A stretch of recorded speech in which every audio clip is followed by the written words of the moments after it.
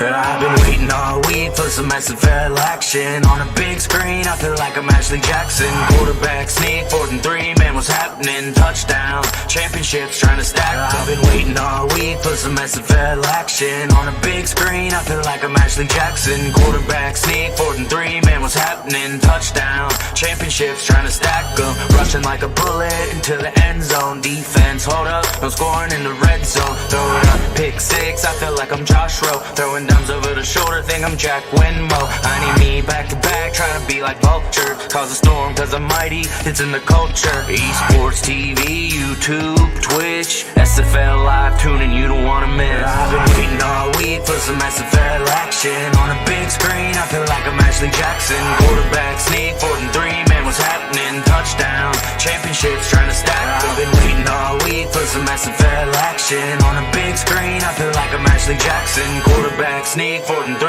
man, what's happening? Touchdown, championships trying to stack them. Next level like my entertainment. NXT on the stream, 8 p.m. on the beat. Catch me on the cam like I'm SFL commence. Yeah, you only got one chance, you can never miss. For the glory, revolution, feel my fury. Cause I'm a legend out in Canton, and I'm playing with dragons. I'm the king of this legion. SFL action, tuning this season. Kickoff!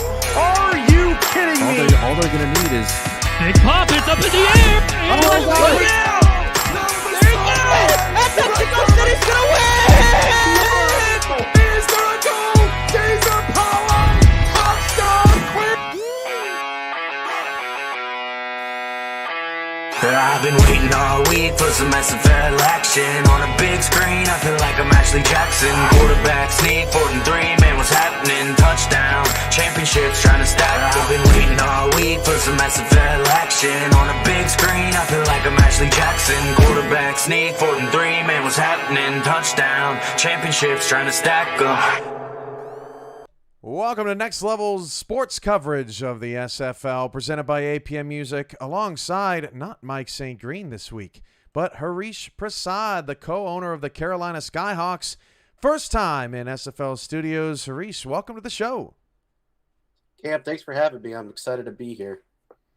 Certainly excited to have you here. And for those that don't know much about you at home or about your team, what is your role in the SFL, and what are you all about? What can we expect from you today here in the studio? I'm all about SFL, man. I'm here to break down these matchups coming up for you. And as you mentioned before, I'm the owner of the Carolina Skyhawks. So these teams that you're going to see here today, I've probably played them before. I've definitely played them before.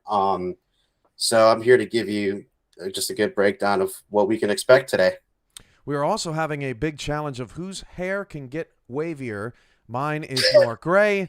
Harish is rocking the all black, and so I think he's winning early on. He's also beating me in the beard game as well, so I am 0 for 2. Something's got to go my way. Maybe I can get something done at halftime. All right, Harish, Houston and Lone Star. This is a big one today in the South Division. Both teams are trailing Mexico City.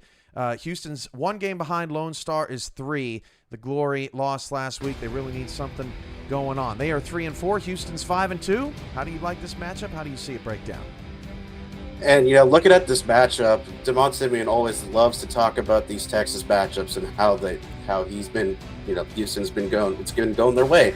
And, they have good reason to believe it could go that way again, but there are some stats here that, I'm looking at certain things in this matchup, and it's a little bit closer than you would think. Houston's been on an absolute roll this year, winning 3 of their last 4 games, and their only loss to the Scorpions by 1 point. And Lone Star trying to break this up and down trend, win 1, lose 1, and losing last week to Arizona. Arizona's been a hot team. It's going to come a lot of it's going to come down to, can Houston's defense keep executing? They've been excellent this season. They're among the top teams in takeaways. They've got that stud, Josh Rowe, in the secondary. And it's going to come down to how clean can Lone Star keep Ace Fennick. They've done a pretty good job of keeping his pocket clean. He's only been sacked 10 times on the season. But it's tough to do that when you're coming up against the stacked Houston defense, when they've got Butch Menor with 7.5 sacks and they've also got Tom Tan with 6.5 sacks. So they're going to have the work cut out for them. Yeah, I think you nailed it, Harish. That matchup in the trenches between Lone Star's offensive line and Houston's defensive line is really key. Houston's defensive linemen, all 4 of them under contract, are in the top 20 in the SFL in total sacks, led by Butch Menor, who's on your screen now on the graphic, and so that's going to be a big matchup as well. We have Ike McBride in our stats truck today, along with Justin Reside, and McBride, the running back of the Lone Star Glory, will try to get past that front 4 into I guess you could call a weaker linebacker core in comparison to their defensive front.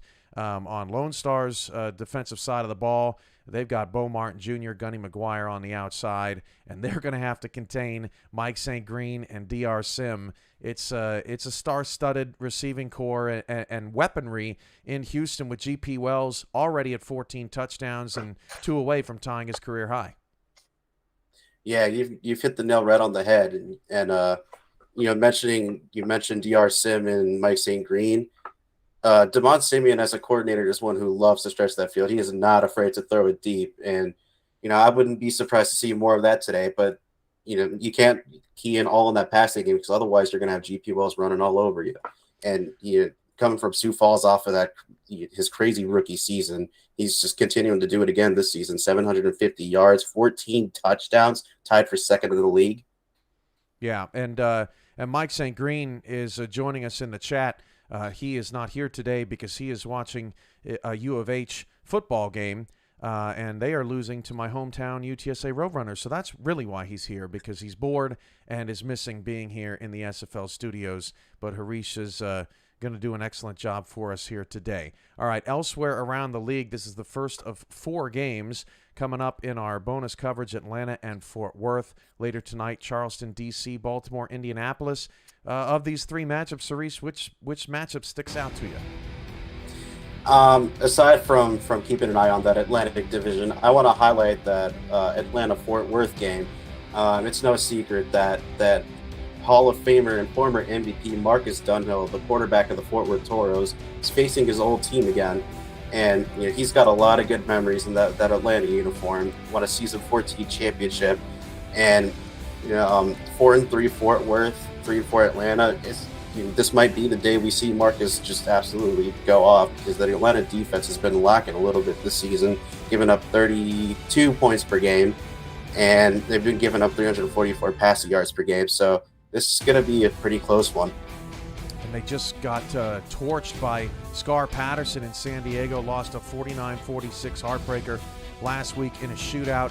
And, that Marcus Dunhill storyline going a little under the radar, because he already played Jacksonville earlier this season, and he also played for those are the only 3 teams that he played for, and just happened to play both this season. And so that's going to be a fun one with Atlanta. D.C. is 6-1. They are chasing Baltimore, who is 7-0.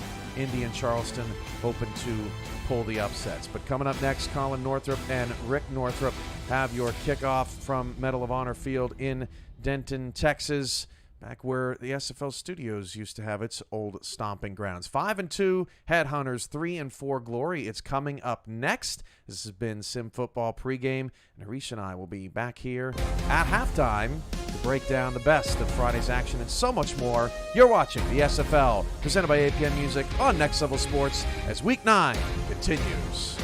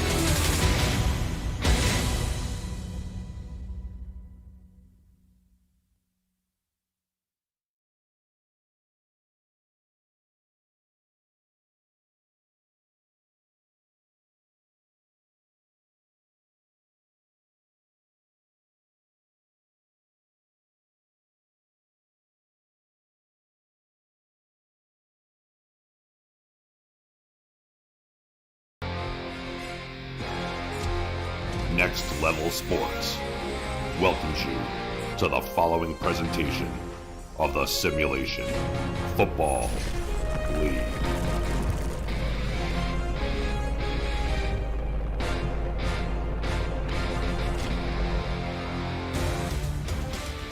Here looking at the Capitol building in downtown Denton, Texas, where the hometown glory look back to get back to 500. Well, the Houston Headhunters look to keep pace with those Mexico City Aztecs in his South Division, otherwise known as the Tex-Mex Division Clash. Good evening, everyone. I'm your play-by-play commentator, Colin Northrop. Rick Northrop is with me on color. Well, I think it's still the good afternoon, everybody. Welcome to Texas. The Medal of Honor Field, the glory in their all red. Headhunters wearing their road gold uniforms with black pants. And Rick, this should be an exciting one. 16th meeting all time between these teams. Houston leads the overall series 10-5. Indeed, and as you mentioned in the open hour, we've got Houston trying to keep pace with Mexico City, and Lone Star trying to claw their way back into this division brawl, having coming off the loss last week. Need a win here today. GP Wells is 2 touchdowns away from his career high. Will he get there today, or will the Glory, who have allowed the 5th fewest rushing touchdowns of the year tonight?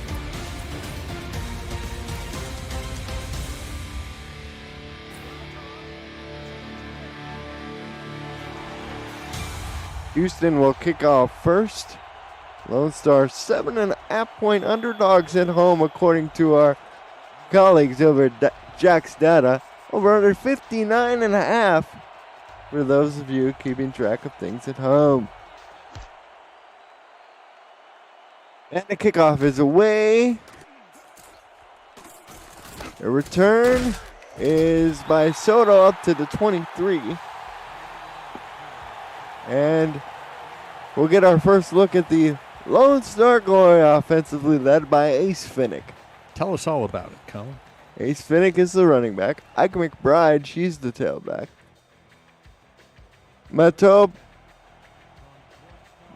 Privado is the fullback. Ziggy Horonic, who was held without a catch last week, is one of the wide receivers. Greg Soto is the other.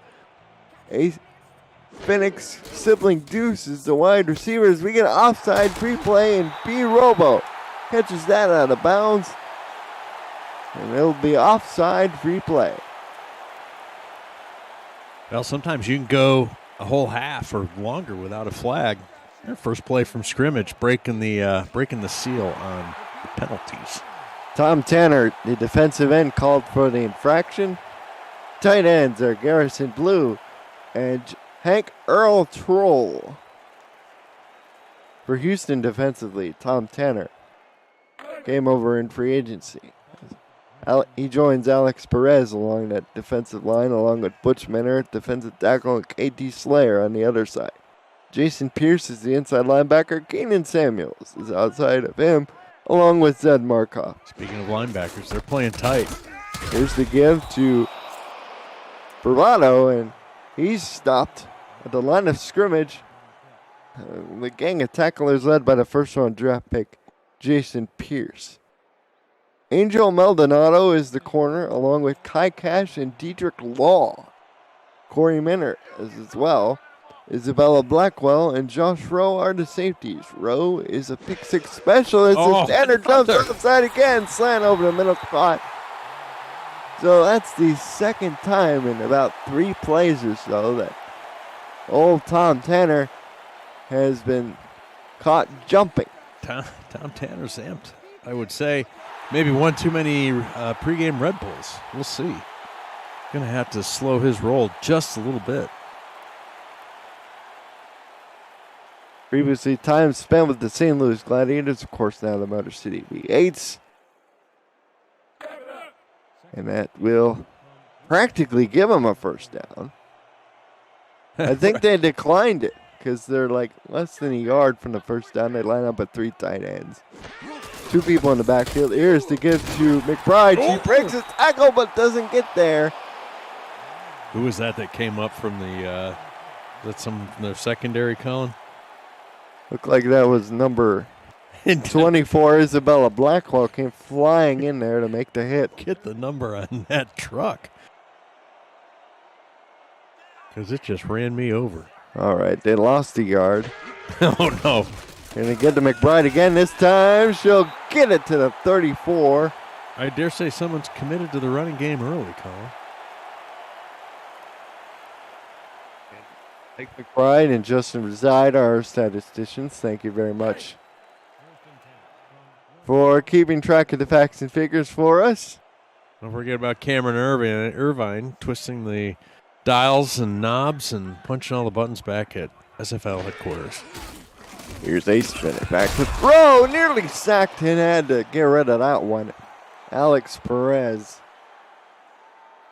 came flying in from his defensive end spot. Forces 2nd and 10. Mentioned in the pregame by our esteemed commissioner, producer extraordinaire, Houston, of course, in the top 20 in all sacks. Of course, Tanner leads is second on the team with 6.5, which Menor leads at 7.5. As McBride takes the carry and will get tackled by Markov. Set up a 3rd and 8. Right. Yeah. If you're just joining us, you missed the great pregame by Cam and Harish Prasad. They were talking about the battle between the D line for Houston and the Lone Star in Houston. You know what I'm trying to say. Houston D line, Lone Star O line. Throw over the middle, and that's the second 3rd down conversion of the day coming in. They were 57% good for number 10 in the league before the slate of games were played. Garrison Blue with the catch. He takes over.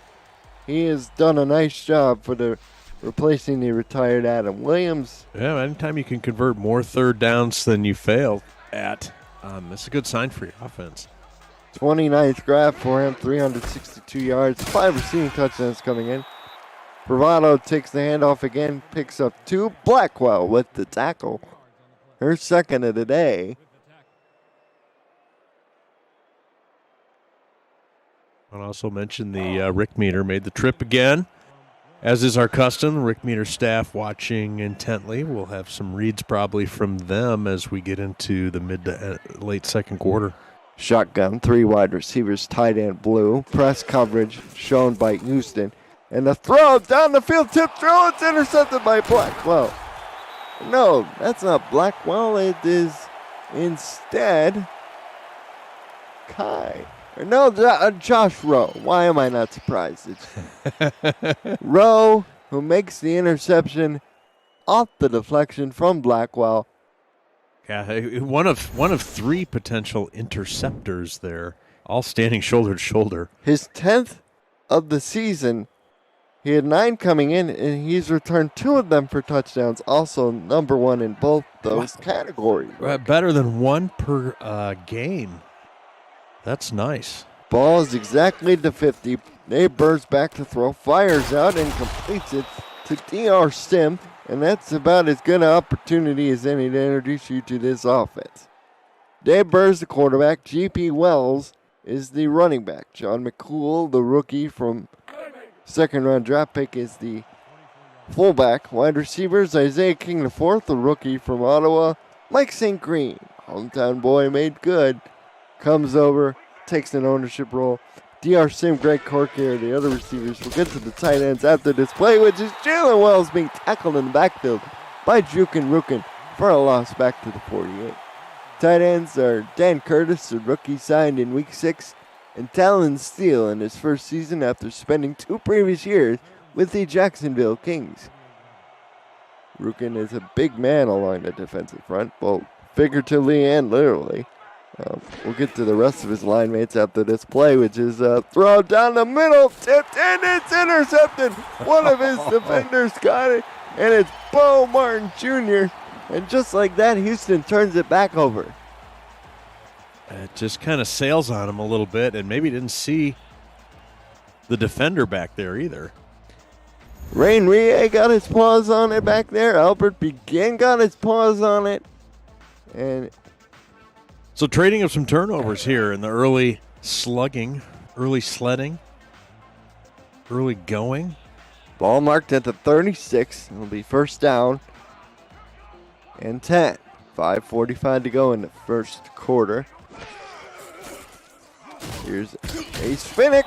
Down he goes. Sack time. KT Slayer, number 99, came in and brought him down for a loss of 2. And Finnick pounds the turf in frustration. Didn't see that rush. And lightning quick off the block. Gets to Finnick. Shotgun this time. Both backs flanking Finnick as the throw goes out to Greg Soto. This will be 3rd and 8 for Soto, the Cuban Missile who holds offensive coordinator duties. And for Soto on the season, that is catch number 35. Not to be confused with the Gregory Soto who recorded his 29th save for the Detroit Tigers last night, I believe. 4 wide receivers, press coverage.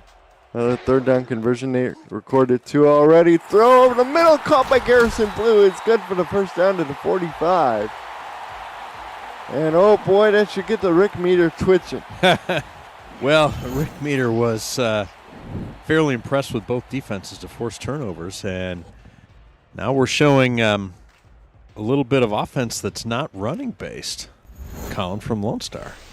Garrison Blue is a big target out there. Blue, of course, standing 6'5", 255 pounds, comes over from Louisiana along with his teammate Robo. Oh, similar body type to you and I, Colin. It's amazing. Here's the give up the middle to McBride. McBride has room. She picks up 7. That'll be 2nd and 3. Rick Meter is impressed with the mix of run-pass now, and it looks like got Houston defense a little bit back on their heels. Let's see if they can, the OC can continue that with some creative play calling here, Colin. That's Gregory Soto as a player coach. Let's see what he's got dialed up here. All 3 tight ends on the field, offset I formation. Get to McBride again, following her blockers, gets the first down, but pays the price for it at the 38-yard line. Excellent work by the receivers on the left side of that formation as they run their secondary off a little bit and then engage them, preventing them from coming up sooner to make that stop, giving McBride just enough time to make the first down. McBride, so far 5 carries, 13 yards.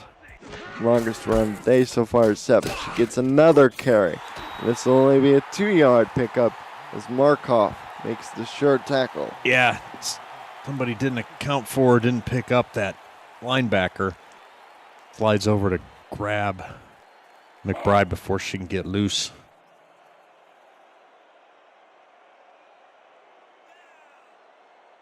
Again, they line up with the 3 tight ends.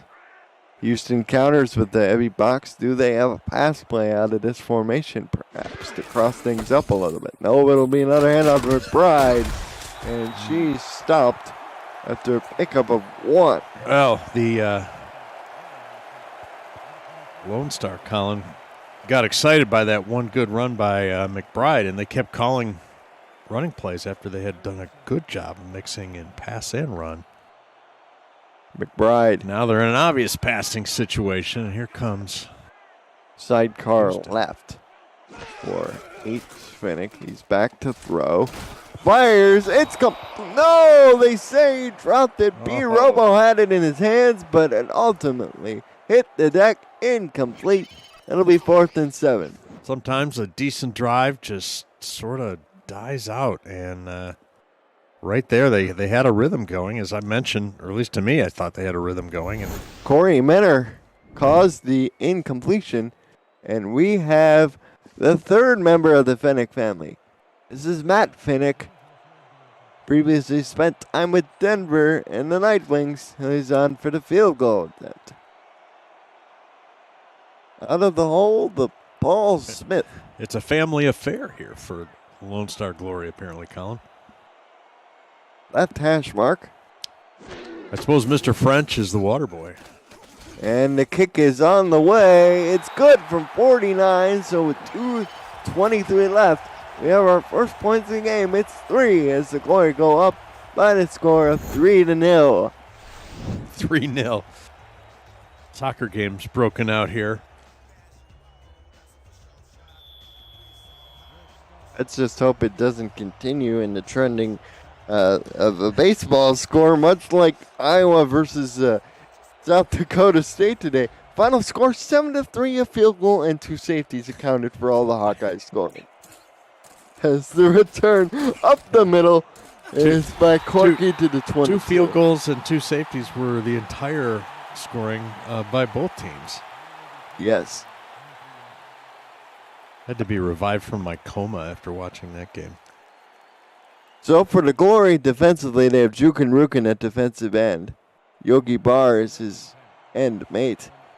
Stefan Fellows, the first-round draft pick, as at defensive tackle, along with Tina Begin, linebackers, Boogie Barr, Jay Mart, and Freddie Trammell. Throw over the middle, complete to DR Sim, who picks up 8 yards on the play. It'll be 2nd and 2. Nice little clear out by all the other receivers over the middle, and DR Sim more than happy to wander into the open space for a nice gain. Mickey McGuire is the corner. Bo Martin Jr. already has an interception. Rain Rie is the free safety along with the rookie Jeff Spicoli. Albert Begin and Nate Hall are the strong safeties. His Sim makes a big play down the middle to the 35. First down. Calls the man who's considered by some to be the greatest wide receiver in the history of the league. Shows why there with his catch down the field for a big play. Third catch for 49 yards, has only 3 touchdowns of the year, but 70 targets. 704 yards coming in, averaging 16 per catch as GP Wells gets this carry, picks up 2 yards. Wells, 2 touchdowns away from his career high, signed a massive contract with headhunters following the departure of Brad Jones to Indianapolis. This is 2nd and 8.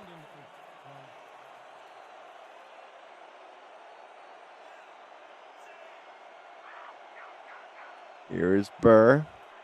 Receiver Titus Sim. Here's to get to GP Wells.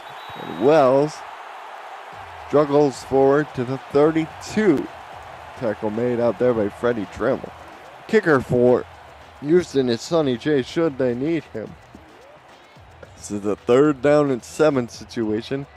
First 3rd down faced by Houston today.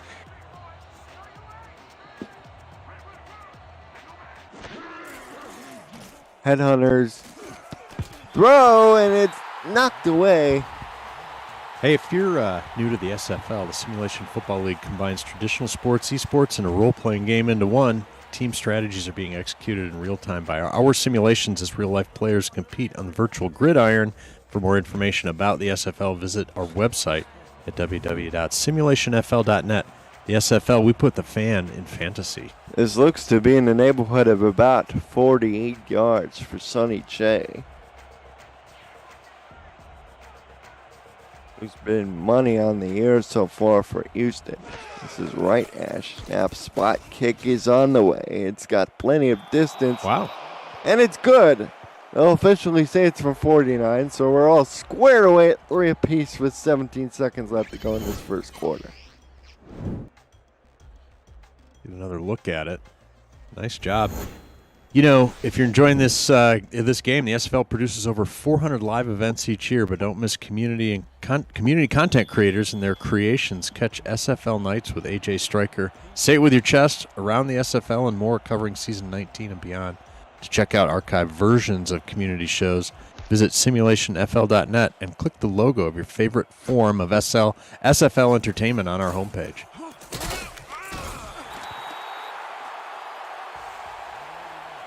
Return is up to the 23-yard line, and for Sonny J, that's his 17th field goal of the year. He was 16 for 16 coming in. Wow. That dude's money. Sonny money. Bunch formation to the bottom for the Glory. 3-2 dime out of Houston. Back to throw is Ace Fennick. Over the middle, knocked down by the rookie linebacker. Roaming it there was Pierce, number 52, 2nd and 10. Yeah, Finnick might have been feeling the pressure from the backside. Nearly got that arm interfered with or the ball knocked out. Gets it away, but not a good pass. 5th pass deflection for Pierce on the year, the rookie linebacker. Early returns from Ace Fennick are not good. He's 3 of 7 for 32 yards. Gives off to McBride. She stopped the line of scrimmage for no gain. End of the first quarter of play. You're watching the Simulation Football League on Next Level Sports. The SFL is presented by AP Music, tied at 3 apiece. Houston and Lone Star.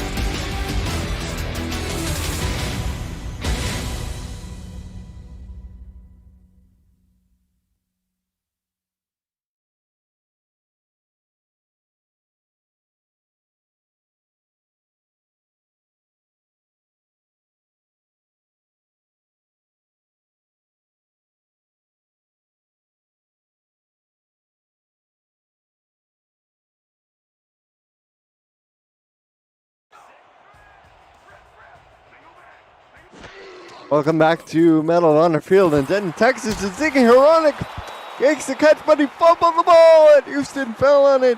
Josh Rowe again makes their game-changing play with the fumble recovery. Oh, my. No, he forced the fumble, and I can't tell who fell on it. Well, we've got another turnover, and there's the challenge flag. Coach out there not happy. And we'll R62 will take a peek under the hood. Not happy with that call at all. It's a quick 3-step drop slant over the middle. Did he make a step before he lost the ball? Well, here's the ruling. Coach Soto wins the challenge, much to the chagrin of Damon Simeon on the sideline for Houston. Indeed. Well, that turns out to be a good challenge. The crowd here in Denton, Texas, reacting positively. So that keeps the symmetry with the game so far, where we traded interceptions and then traded field goals. We're knotted at 3 here at the start of the second. Here is the punt away by the Glory. Fair catch being called at the 42 by the veteran Greg Corky. And Houston's going to have really nice field position here. For those of you who are students of the game, field position strongly correlates with scoring. And, starting out almost near midfield. Let's see what Houston does on first down. They've been productive on first down. This throw will be knocked down. I'm sorry, did he do a 360 before he fired that thing? Boogie Bar looking for Boogie Bar. Get out. Is that the real name? The real nickname? That is the real name. With the knockdown there. 2nd and 10. We're getting reports that Damon Simeon wants to meet our 62 in the parking lot after the game. I think you might want to invite him to Fuddruckers. 2nd and 10. Burr. Sack time. Down he goes. This time it is number 92. Tina Begin with the sack on the play. And she makes a huge play for her team. Loss of 4 back to the 38. Set up a 3rd and country mile, Rick. Indeed. Here's Burr. Throws. Caught. Oh, my This God. is St. Green. Breaks a tackle down to the 10. Now they'll mark him at the 13. Nice catch by St. Green.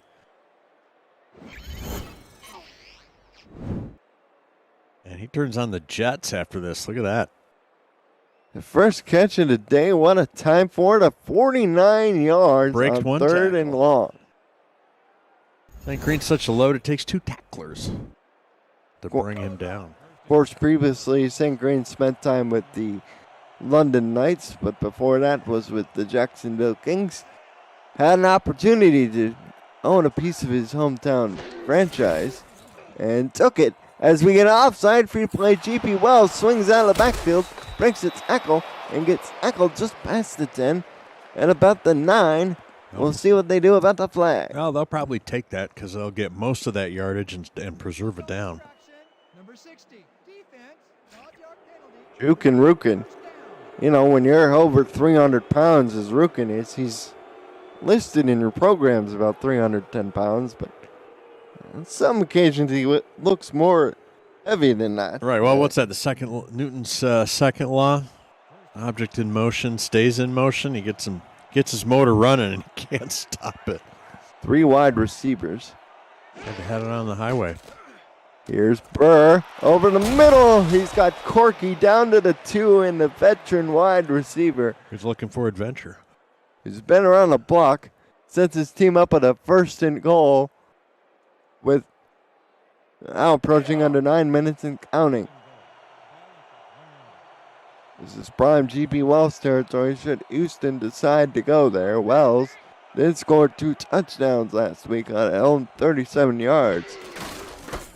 However, as Wells gets the call and stopped at the line of scrimmage for no gain, Jay Mart, along with Boogie Bar, number 45, in on the tackle. Of course, Lone Star, for those of you who may not be aware, had an ownership change.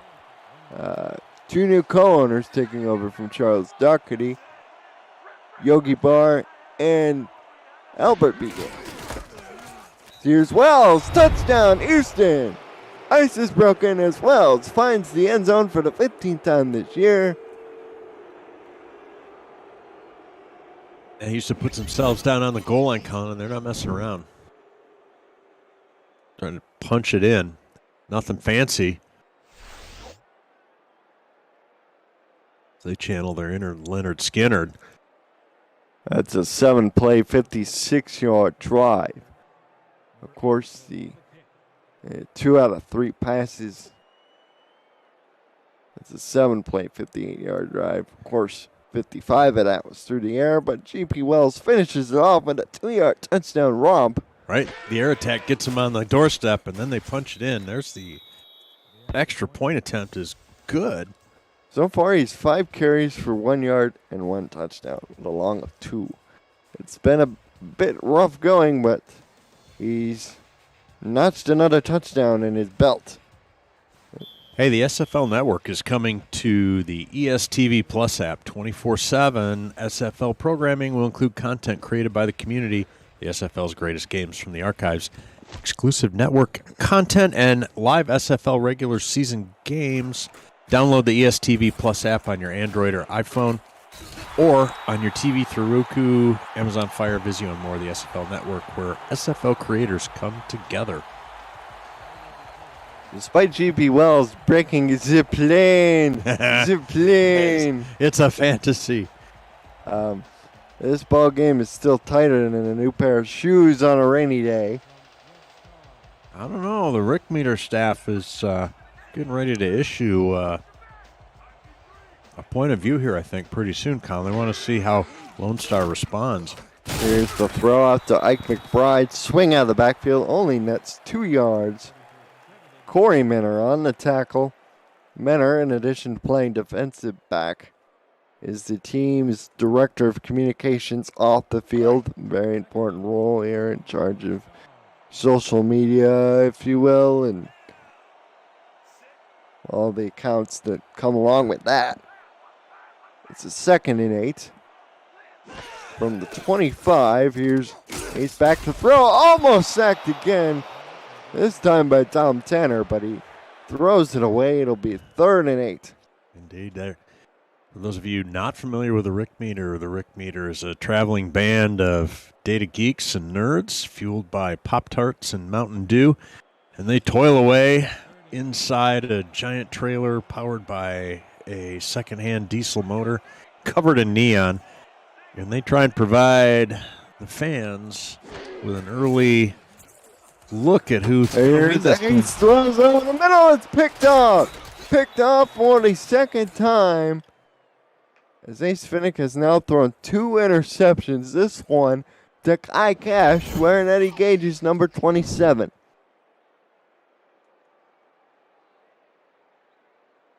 Just played the route almost like he was the receiver. He may have run the route better than the actual receiver there, to the surprise of everybody on the Lone Star side. And here it is. This just in from the Rick Meter, Colin. The Rick Meter is now leaning Houston. Leaning Houston here with 7:33 to go in the 2nd quarter. Let's see if the Headhunters can collect another trophy by putting this one in the end zone. They go deep, and it's incomplete. Burr overshot his target. Yeah, not sure what happened there. Boogie Barr rifles that thing. No, that's Dave. Sorry, Dave Barr. Rifles that thing just right down the field into the end zone. Well, they'll line up and do it all over again. 2 tight ends to the same side, Curtis and Steele. As Burr throws, this time it's complete. Out to DR Sim, down to the 11. Decides to lay off the lasers and throw a nice little arc. Just a nice little post cut inside his defender, and that, ladies and gentlemen, is why DR Sim is atop so many wide receiver boards. Gets open and gets a nice ball to catch. For those of you thinking about playing quarterback, just because you've got a good arm doesn't mean a strong arm doesn't mean every ball has to have max zip on it. You've got to learn the touch throws. He touches it to the end zone. Interception, touchdown, Houston. The doctor makes an house call.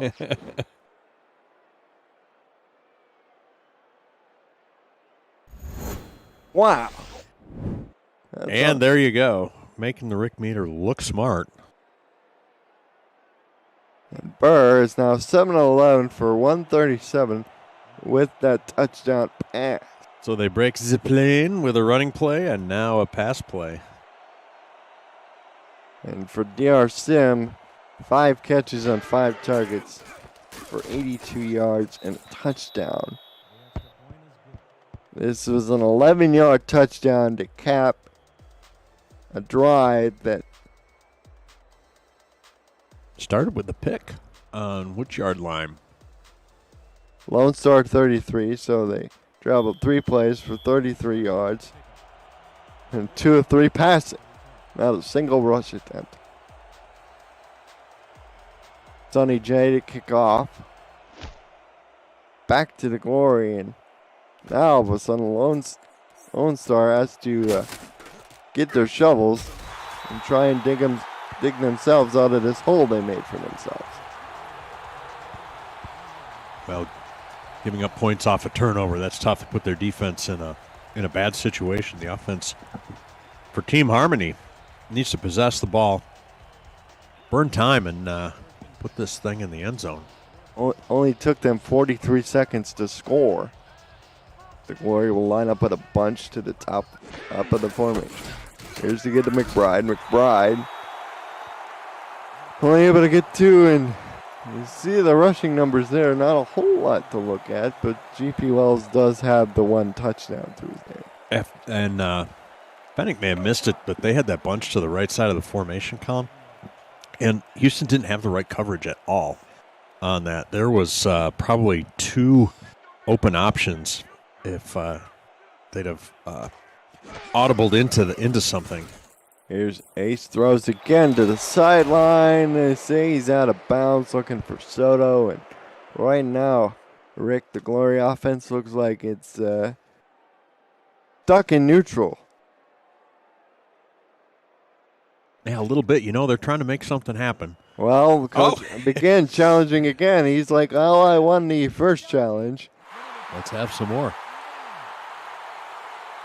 Remember, if they win 2 challenges, you get a 3rd. Right. Well, that's Coach Soto. My apologies.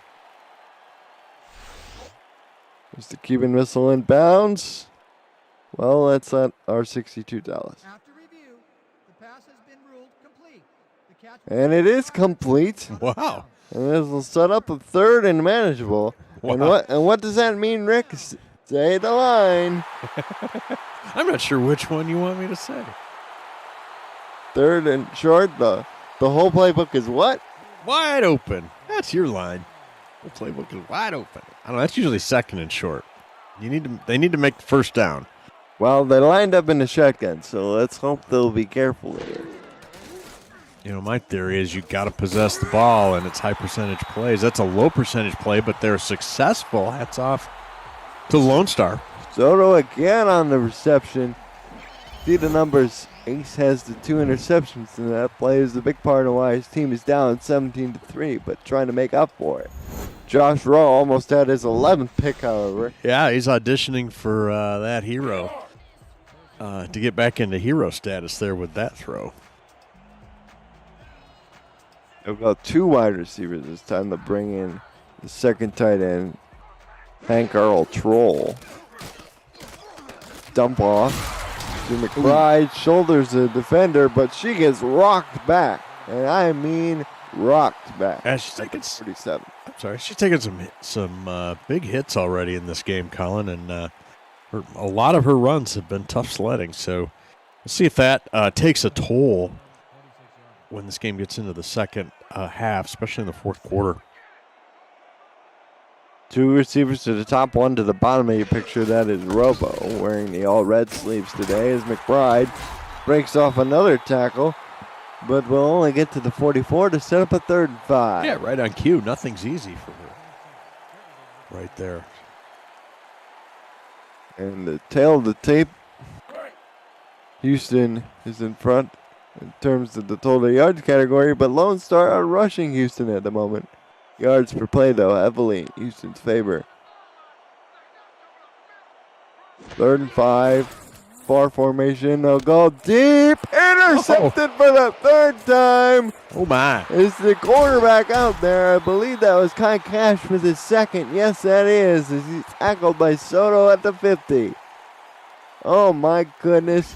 Just when you thought it couldn't get any more worse, it somehow does. He was looking for Deuce, but it came up empty. Any more worse? Ball at the 50 with 4:37 to go. Remember, Houston kicked off to Lone Star to start the ball game.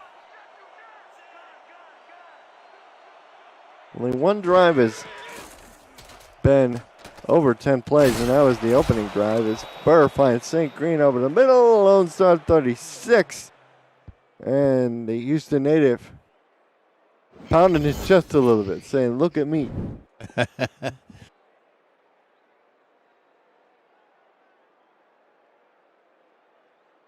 And why not? Find some open space in between 4 defenders. Gets the ball on time, on target. St. Green checks out of this play as they bring in Curtis, the other tight end. Here's the give off to G.P. Wells, and Wells, all of a sudden it's daylight. G.P. Wells into the end zone for touchdown number 2. Holy smoke. He's now tied his career high as it's now 23-3 with no signs of let up. Just kind of an innocent handoff. All of a sudden, weaves his way through, and boom. I got nothing but end zone. 4:01 to go in the second quarter. And it's going to be a 24-3 game.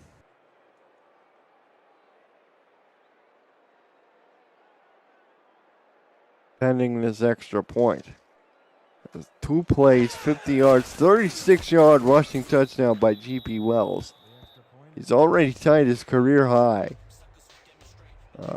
GP, of course, came over from Sioux Falls.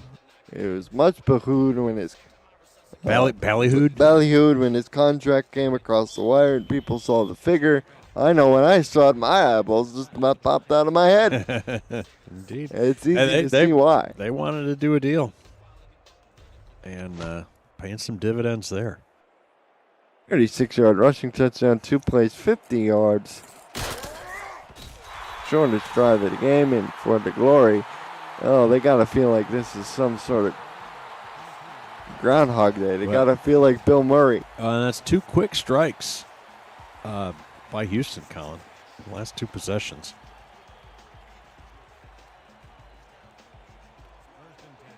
And that's quieted down the Glory faithful here. And Ace, who has been so efficient over the course of the year, has been inefficient, but he finds Birobo for his first catch of the day, second target. Indeed, it's not the end of the world. Okay, it is a 3-score lead, but remember, it's just in the second quarter, and Lone Star cannot afford to make really any more mistakes the rest of the way, and they need to possess the ball and put points on the board. I think there's a little bit of work to do on the defensive side for Lone Star, but really, they need to quit giving Houston decent field position. First and 10 of 37. McBride breaks the tackle, picks up about 4 yards. That's been her best run, but like you said earlier, Rick, it's been tough sledding for McBride. It has, and in the pregame, they were talking about the struggle between Houston's D-line and Lone Star O-line, and Houston's D-line is pretty much winning that game within the game right now. One-handed catch by McBride. Now she's just showing off. Picks up a first down to the 48. Tackle made by Keenan Samuels. Boy, he's having a solid game, a solid year for Houston. 62 tackles, 7 TFLs, and a couple pass deflections. That's like monster. Those are monster stats. For the man's a menace. The man's a menace. Here's by Bushwood. Ace fires out to McBride again, makes a spinning one-handed catch. Now she's just showing off her complete repertoire. Picks up 6 yards, 2nd and 4.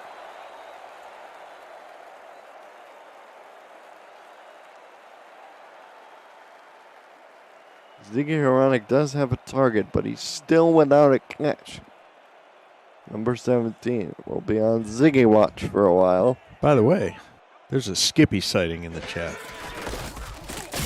Here's Bravado takes the fullback dive forward to the 44. Appreciate those of you tuning in and watching us here on television. As a reminder, the Rick meter is leaning Houston at this point. And here's your 2-minute warning. You're watching the Simulation Football League on Next Level, presented by APM Music. 24-3 Houston in front over Lone Star.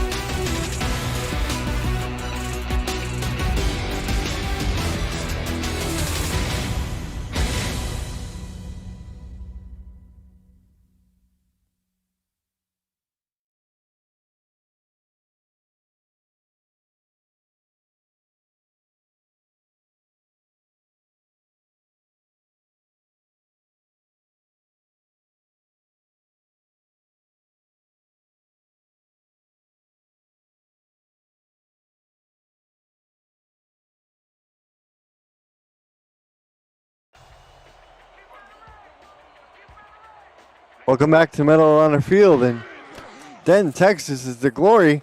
3rd and 2, conversion is good. Coming up on the APM Music Halftime Report, Cameron Irvine and Harish Prasad will break down the first half between the Headhunters and the Glory. Check in on the playoff standings, recap the best of Friday's action, refresh league polls, update you on action going on in Texas between Atlanta and Fort Worth, and reflect on the passing of another valued member of the SFL community. It's all coming up on the APM Music Halftime Report. Yeah, tough news to come out recently as McBride will gain a yard to the 40. Of course, community will always remember people like Matt Wilson. Exactly. We're looking for Lone Star here and put their 2-minute drill hats on and see if they can get this thing in the end zone before halftime. Well, they're running 3 tight end set. Do they have a pass? Got to get it down the field. No, this will be Bravado on the dive. Mateo is stopped in the backfield, stopped in the line of scrimmage rather by KT Slayer. 3rd and 8. Now they're moving a little more crisply as we tick under 60 seconds. 3-step drop, slant over the middle. Ziggy Heronic this time makes a catch. That will count as the hurry up is commenced at the 23. Commence hurry up. Now they goes 6-step drops, curls over the middle to Blue. It's a timeout. Come on. They got all 3 timeouts. I don't know why they're using them. They're going to invite him to brunch after the game, I guess. Now he's changing the play. Snap it, my man. What's he waiting for? Throws the up to Soto. be What do they have, like 2 Out of seconds bounds. left? Okay, 30. out of bounds. They'll say, then haul it in. Oh, really? After all that, and they burned nearly 30 seconds on that from the time they that pass was completed on the the preceding play. I haven't seen questionable clock management like that since 2015 Minnesota, Michigan. It's an obscure reference, but a good one. Look it up. Here's Eight's back to throw. Fires over the rail. Yeah. Oh, man, I thought the defender would have it, but Greg Soto ends up in the end zone. Touchdown, glory. Well done, Lone Star, despite the mismanaging of the clock. They end up getting a scoring play. Did they score too early? Flanagan, Rowe trying to knock it down, Well but unsuccessful. Now that's a big-time play right there. That's a real football play.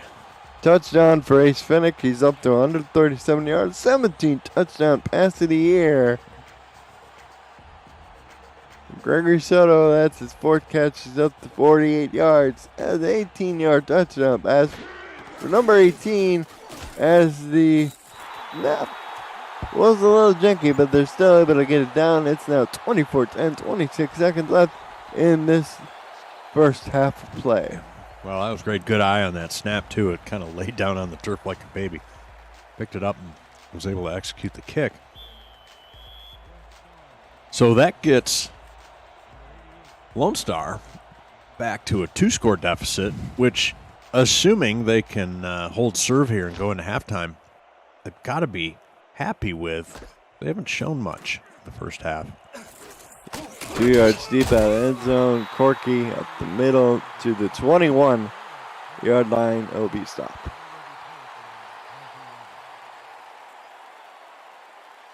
Good question. I'm sure we're not the only ones wondering.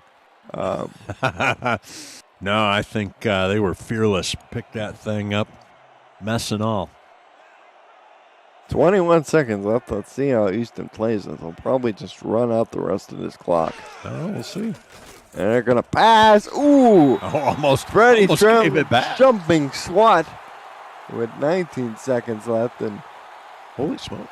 Well, I said Lone Star hadn't really shown much. Okay, so they actually have moved the ball and made progress up and down the field here and there, but it's a team game, and those turnovers, especially that one touchdown off the pick, Colin, hurt them. So, if there's a silver lining to this first half, it's that they can make some progress. throw over the middle, knocked down by Eltberg begin.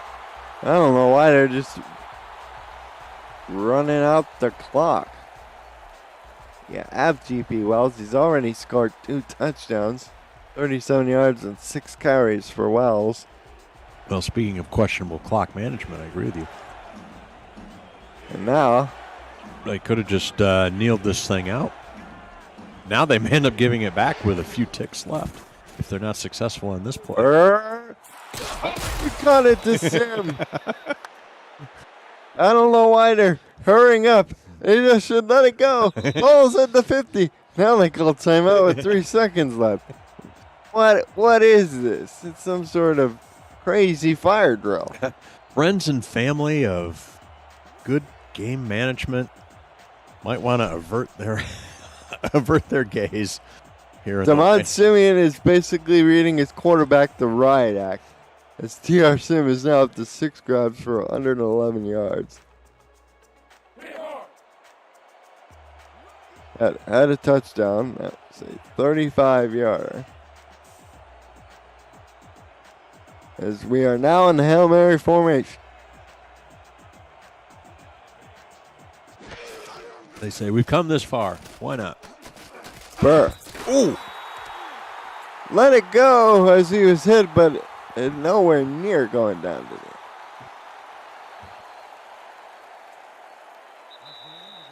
Let's send it to Cameron Irvine and Harish Prasad after this commercial break for the 8 p.m. Music SFL halftime report.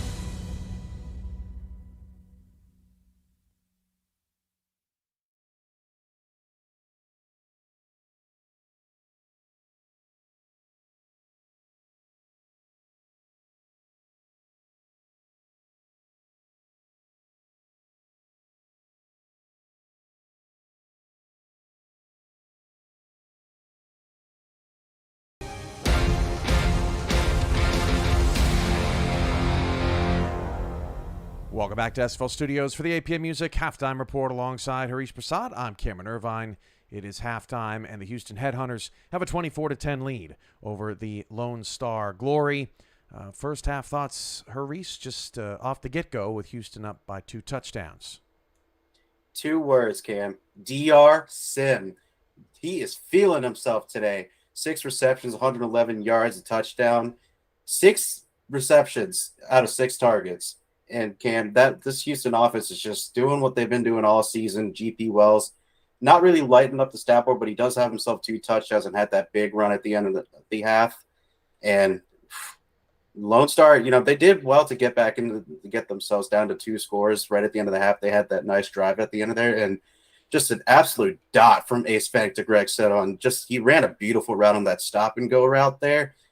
And they've got their work cut off for them, but as we saw in that last drive, they're definitely capable of moving the ball. And even opening the game, they did a pretty good job moving the ball down the field. They've just got to, they're having a tough time keeping that pocket clean, as I alluded to when I first started talking about this, because the D-line is eating. Yeah, while it hasn't resulted in too many sacks for Houston, they certainly have applied a lot of pressure on Ace Fennec, and luckily for the Glory, Fennec threw his best pass in the biggest moment of that first half, that touchdown right below or right above the arm. I was right the first time, of Josh Rowe. It was a beautiful throw for Ace that got Lone Star back in the game. GP Wells with that touchdown late in the first half helped extend the lead for Houston out to 21. So that's where we stand. Houston trying to keep pace with Mexico City in the South Division, and Lone Star, while it's not a must-win game, they certainly need this win if they want to stay in the hunt for a division crown. All right, let's get to the playoff standings coming in to the week. And after week 8, the top 4 remain the same. London, Baltimore, Mexico City, and D.C. all got wins in week number 7. A shakeup in the West as Arizona moved up to 5th. Vegas dropped to 10th, and then Arizona picked up a win last night. We'll get to those highlights here in a little bit. You see Houston there is 7. They're off to a good start here today. And then a mess at 3-4. There were 9 coming in before the week started, Harish, and now there are 4 teams at 500 heading into today's action. So, as usual, as we come to expect with all SFL playoff chases, the race for the 6-6 jumble is upon us now. Yeah, Cam, the days of 5 and 7 teams getting the playoffs are well behind us. The middle of this race is just such a mess. There's so many. You put out that graphic. There were the teams in the hunt. There were a load of 3 and 4 teams that didn't even make it on the graphic. So those teams that are behind, they've got to get to 7 wins if they want to make the playoffs, because their strength of victory is that low. They're not going to make it. And speaking of strength of victory, take a look at the top at the London Knights. They are rolling. Mm-hmm. A lot of what we heard early on about this London Knights team is they haven't beat too many good teams, but look at that. They've got a better strength of victory than our 3-time champs, the Baltimore Vultures. And holding steady as well. And London's got some help from beating the Vancouver Legion. And Baltimore has a couple games coming up. Carolina, Indy. They're looking for a way to increase that strength of victory, but it's not coming anytime soon. Now they can get a good one with DC on the back end in the last week of the regular season, but the DC Dragons could be looking potentially for an Atlantic Division crown if they're able to pull off that win. Then it goes to division record, and then off to a strength of victory, head-to-head, all that good stuff. But it is interesting. At the top, you see Florida down there in the East. We'll get to them here in a little while on the best of Friday night highlights. Scrolling down to the outside looking in, Canton for the first time is on the graphics, 16th coming into the week at 3-4. They've won 3 in a row. There you see Lone Star at 13. Our Houston's opponent today, just on the outside looking in. And then you have Atlanta, who's playing Fort Worth right now, and Sioux Falls, who played last night. We'll get to them in a minute as well. But as mentioned, it's a logjam down there, and no team wants to suffer that 6th loss, because you're basically guaranteeing yourself a rough tiebreaker last week 14, even if you do win out. Yeah, exactly. And I just also wanted to note something there. Just a little bit of a surprise for me here, going at the East Division. The division leaders are Florida Storm at 3-4. I mean, they've got a load of good teams in that division, camp. So it's a little bit of a surprise to me that the division leaders at the bottom of that bunch there. Quite honestly, through the first 7 weeks of the season, Louisiana has looked like the best team out there in the East Division, but they have lost 3 games by all by 4 points or less. Harish, you can relate in Carolina because you guys have been in a lot of games this season and could be much better than that record. And it's a game of inches around here in the SFL. Yeah, Kev, the close ones are the ones that count for the most here.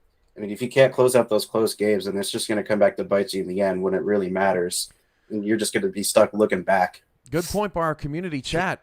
London may be better off hoping Baltimore gets a loss and London loses tomorrow because London has 0-6 Seattle tomorrow, and if they beat the Seattle nemesis, that strength of victory is going to tank. And Baltimore could end up being your number 1 seed by this time next week, although they would be beating a 2-6 Indianapolis team.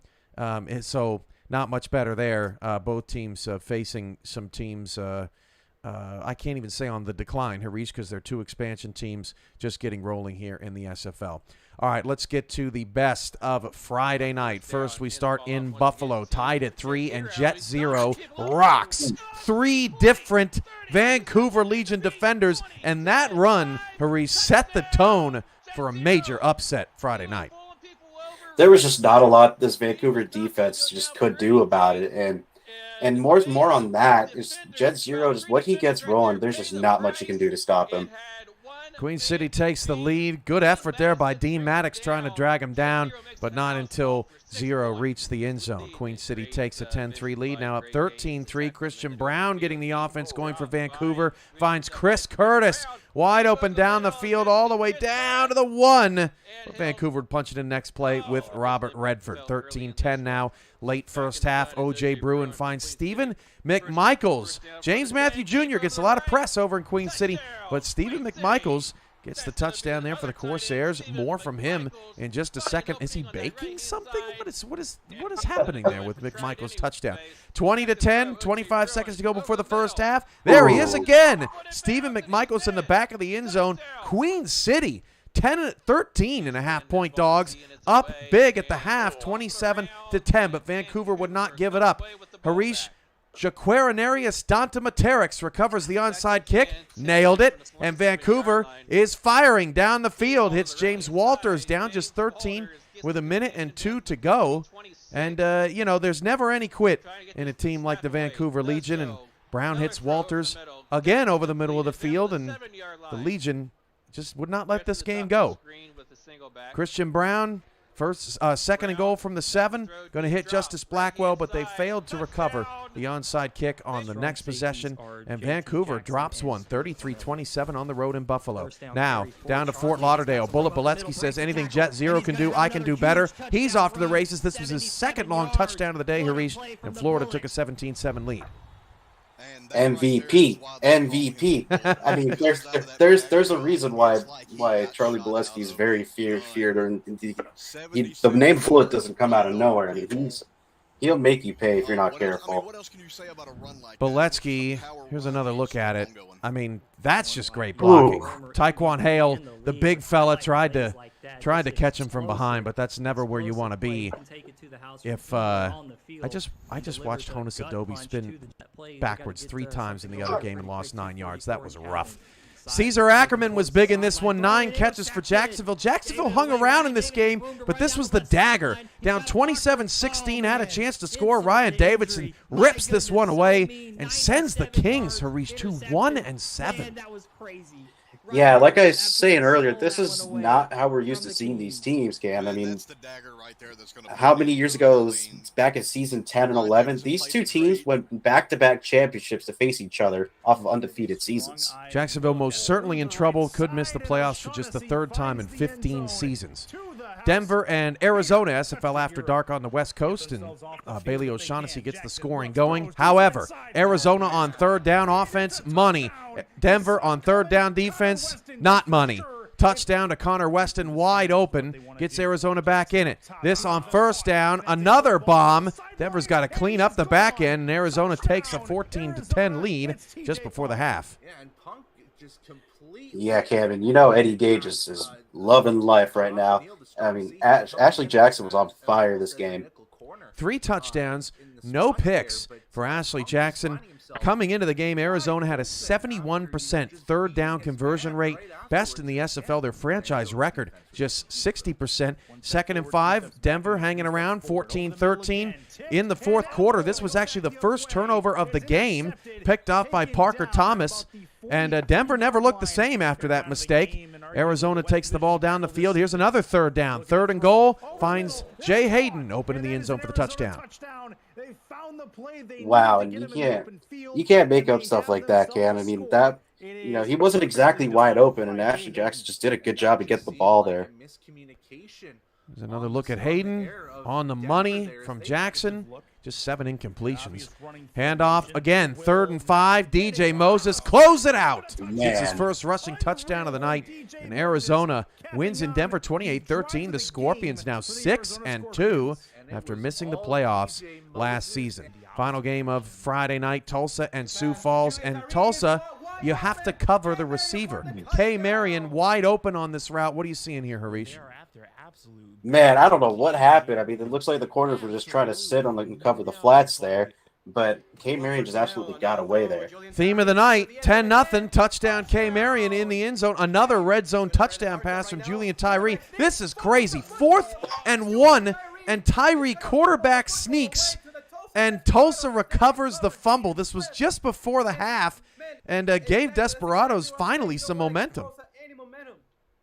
Yeah, and a lot of what we were seeing here was just not very characteristic of Tulsa, but just to be able to get the ball back there and try and get back in this game was huge for him.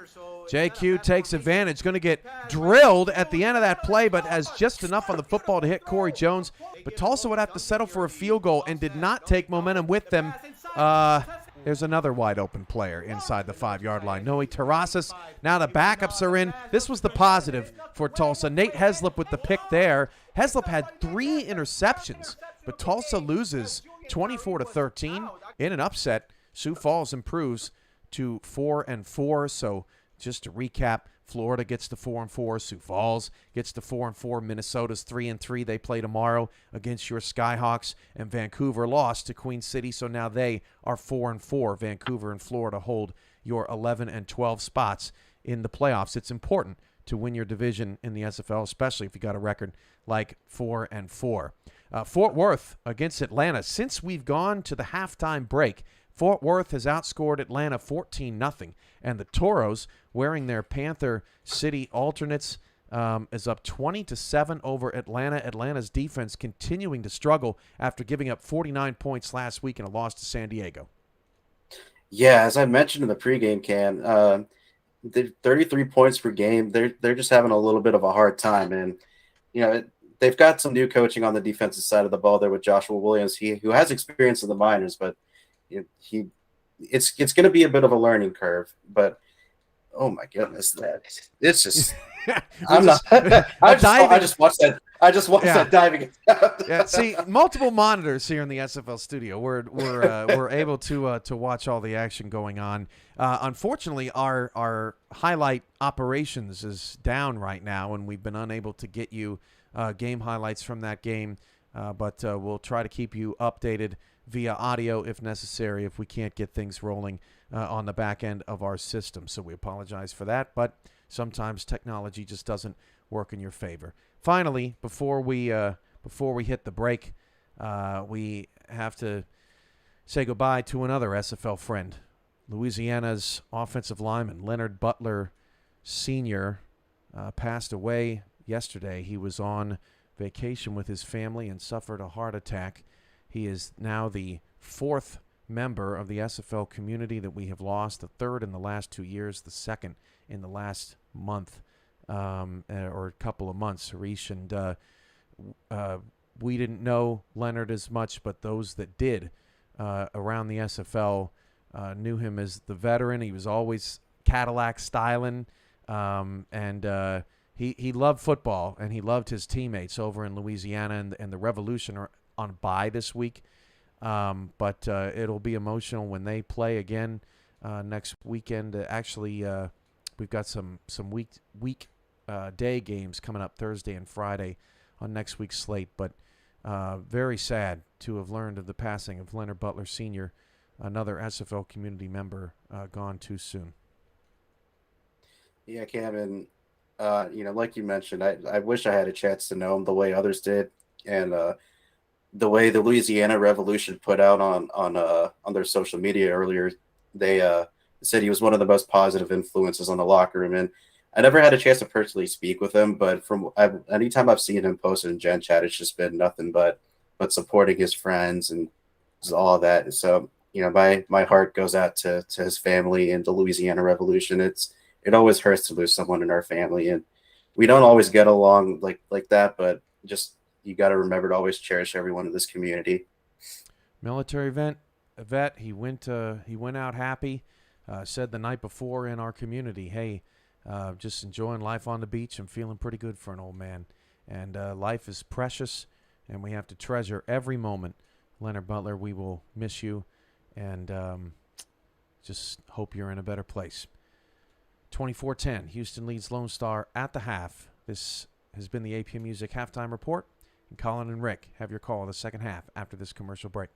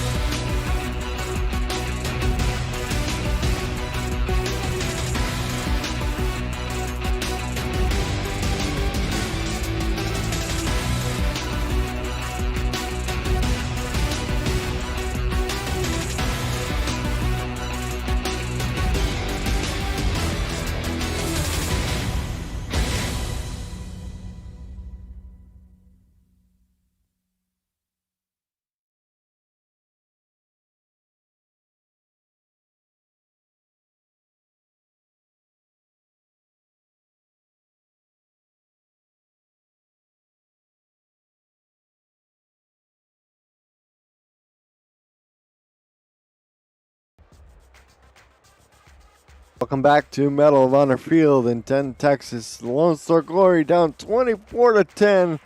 They'll kick off to the Houston Headhunters. Lone Star looking to get their way back into this game, having put a touchdown on the board, Colin, late in the second quarter. They'll have their work cut out for them as they've got to give the ball to the Headhunters here to start the second half. Returned by Corky up to the 25. And Rick, yes. What do you expect from Houston offensively, given what we saw? Well, Houston's probably going to try and keep doing the same things. They've been very good at using mix of run and pass, and when the passing's working, they'll stick with that a little bit more. They've been the beneficiary of 2 or 3 really good field position starting points, including one off a pick. So I think that will continue, and the Houston D line has really been winning the line of scrimmage against the Lone Star offensive line, and I look for Lone Star, Colin, to have made some adjustments here coming out in the second half when they are possessing the ball. Dave Burr throws the first down completion to Mike St. Green for 6 yards. 2nd and 4 is the result. Burr, 6-step drop, another out route, this time to Stim. He's good for the first down to the 40. And boy, they're just like a well-oiled machine, Rick. They are very workmanlike here, picking up where they left off in the first half. Last 3 games between these two teams decided by 15 total points. The away team won last time after 4 straight victories by the home team. A little streaky there. And there is a great defensive play, Colin. Sack time. That is number 92. Tina Begin once again on a sack, her second of the day. And she just blows past the man in front of her and brings Burr down. Very timely.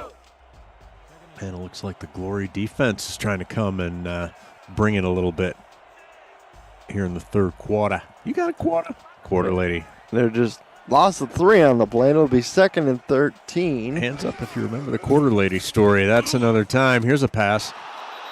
Out to Mike St. Green. They'll set up a 3rd and 8 situation. Recover some of the yardage, but they're still behind the chains, and that puts the advantage to the defense. Behind the chain, indeed. It's Mickey McGuire rocking the single bar face mask out there. He and his teammate Bo Martin Jr. still keeping that tradition alive, at least for Lone Star. 3rd and 8. Burr! Oh, he threw an interception. This is Albert Begin. Back up the field he comes to the 43-yard line. Albert Begin goes in the air, and he grabbed it. Nobody touched him, and he returned it back. 2 things. Hat tip to Albert for the spin move, but they're not going to see it. One of the Glory D linemen came through almost untouched and was in the face of Burr, and I think that led to the underthrowed. Yeah, Tucker better gooder me good. Underthrown pass. So the Glory pick up their 2nd interception off of Burr. And speaking of field position, this might be the best starting field position Lone Star's had tonight. Here's the throw over the middle, caught by Garrison Blue. He gets 9 yards. It'll be 2nd and 1. Very close to a first down. 2nd and 1, you know what that means, Colin? The whole playbook is open there. Am I right? You are right.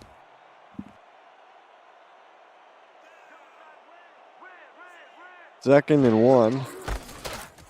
Ooh. Here's to get to Bravado, and he's stopped at the line of scrimmage forcefully by Katie Slayer, and the big defensive tackle, once again, is not only filling up on the field, he's filling up the stat sheet. 3rd solo tackle for the guy. Not very creative for having the entire playbook open. Now they're going to have to muscle their way across here. Look at this. Full house backfield, Colin. 3 men in the backfield. Here's again to McBride. There you go. And that's the sure bet as she gets out to the 31. Following one back for a decoy, another back for a lead blocker. Picking up the first down. Not messing around. Stop your messing around. You know what? They better think of their future. 2 receivers to the top. Soto in the slot. Robo to the top of your screen. They'll go to McBride, and she just flat out dropped the ball. It was wide open on the swing, and it was all thumbs. 2nd down.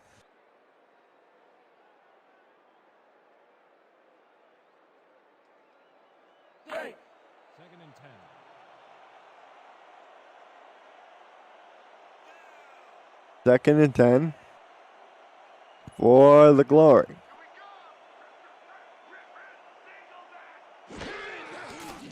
Here's the pass from X.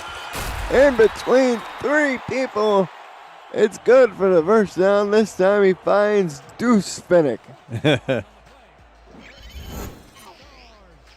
What'd you say? 3 Phoenix? Yes. Or is it 4? 3 Finnicks. 3 Phoenix.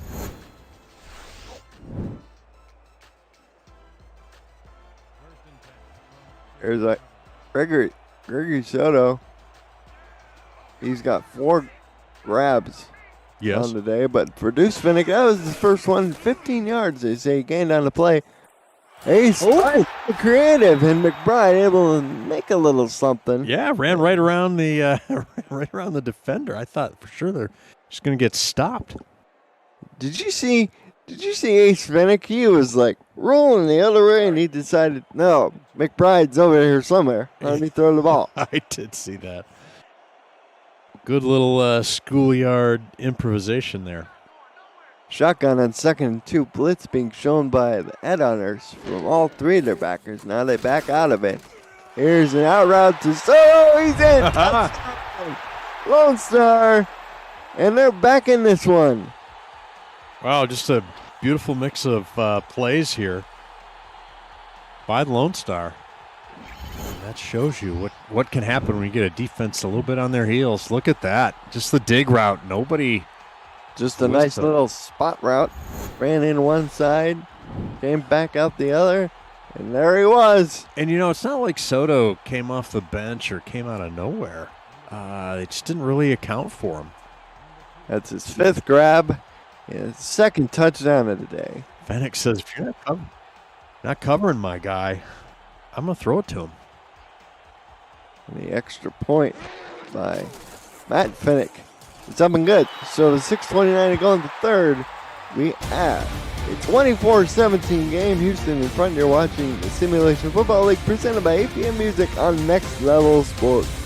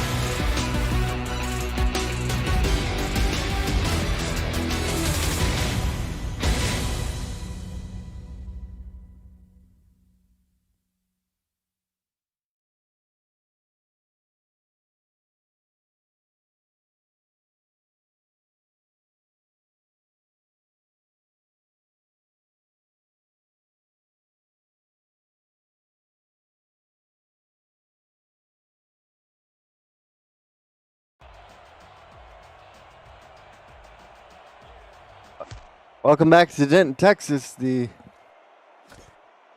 Glory have made it a one-score game. It's the Headhunters now have to do a little bit of searching around. Dave Burr's now throwing his 2nd interception, and Sorry, go ahead. Get your thoughts together. 12 of 20 passing. Well, quarterback rating is 70.8. Definitely an unexpected start to the third quarter, given how the first half played out, Colin. And Houston now starts their second possession after having giving up a touchdown on an interception. Their first go in the third quarter. This drive will start with a throw to G.P. Wells, picks up 3 yards. I'm sure they want to get him more involved. Wells already has 2 rushing touchdowns. Yep, I think 6 carries. Yeah, no disrespect to Lone Star, but I don't think Houston figured their turnover would be that damaging. But Lone Star's clawed back to a 1-score game, as you mentioned. Burr over the middle to Sim. You see the numbers there. I think the pressure zone's moved over to the Houston sideline at this point, Colin. First catch today for G.P. Wells. Have to get him more touches in this half. They'll get a carry here. Oh, that won't be helpful. He look. lost 3 yards back to the 28. Don't look now, but the Lone Star Glory defense, Colin, is playing with a bit of inspiration here. I think we may be witnessing a momentum shift, and that's got the Rick Meter staff up in arms as they rode into halftime with a lean Houston, but there is some concern. I think we're going to put Lone Star on watch. Ooh, Lone Star on watch for an upgrade here at this point. To use stock terminology for those of you who... It's a bond-picking term there. As Foster's punt to Soto will start the Glory off at their 39-yard line. See the comparison there, the Glory. Out rushing Houston at this point. But the 3 turnovers, a big reason why they've been trailing for large portions of the game. Here's the give to McBride. And Ike McBride broke 1 tackle, but didn't go any further. Josh Rowe brought her down after pickup of 1. 2nd and 9. Oh, and that story continues for McBride. We talked about in the first half, Collins. Rough sledding for her. No matter when she touches the ball, occasionally they can swing it out into the flat and do a little bit of damage. But she's averaging more yards per reception than she is rush. Yeah, at this point.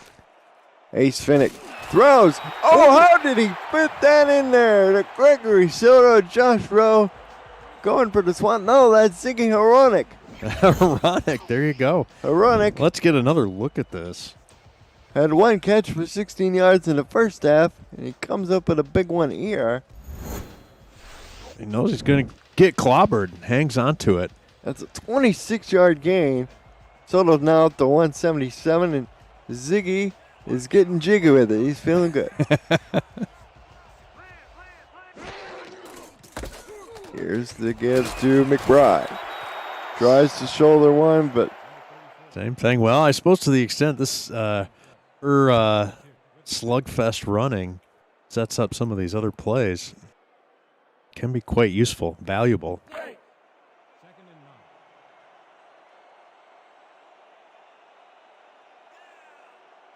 But 2nd and 9 is not where you want to be. Not at all. Touchdown ties it. Ace throws over the middle, finds Horonik again. Voila. Magnifique. 1st and 10 at the 20. Ace Finnick is now starting to find his groove. Heating up a little bit. 20 for 30 for a 60. Let's call it rounded up to 67% completion percentage. Justin Aride and Ike McBride keeping track of the facts and figures. Here's 3-step drop again. Over the middle. What a catch by Garrison. Flew down to the 7-0. We 1st and goal. Oh, my gosh. I get so nervous with those over the middle in traffic. But they're making it work. Make it work, people. I'll go Tim Gunn on that. I don't know. Seems crazy, but make it work. This will be the 6th play of the drive coming up. Most of it has been through passing. 6-step drop, out route, caught by Blue, out of bounds at the 4. You're going to give it to him, huh? All right. Wasn't quite sure if they were in bounds with that, but good on you. So 2nd and goal. You know what I'd do? I'd run that stacked backfield again. They got that first down conversion on in their previous possession. Now they go strong eye. Jacks with the 3 tight ends. Here's to get to McBride sweeping wide. But there was leakage on that play. There was leakage on the right side. Too much leakage, as SFL would say. Oh, the plumber. We're leaking. I'll tell you what, that's the 4th time they've run McBride to the right side of the formation like that, and 4th time it's gone nowhere. 3rd and goal from the 5. If the pattern continues, it's a pass play. Ace has to be careful here. Over the middle. Must know he has 3 points in his back pocket. He's back to throw. No! This will be an outcut, knocked down, incomplete. Knocked down on the play by number 31, Diedrich Law. You know, just to critique, lobbing that towards the back pylon, the receiver was already behind and had separation. Could have just turned and run under it. Instead, it'll be a short field goal attempt by Matt Finnick. Already made 1. Houston's going to breathe a sigh of relief here, even though they are going to give up possibly 3. He made 1 field goal today, and he's good. This is 22 yards and narrows the gap to 4 points, but they were open for 7. Exactly. Now, Houston's saying we still have the lead, but are they sitting on a burning platform at this point, Colin, with the way Lone Stars dramatically picked up their game here to start the 3rd quarter? Field goal from 22, made 1 previously from 49.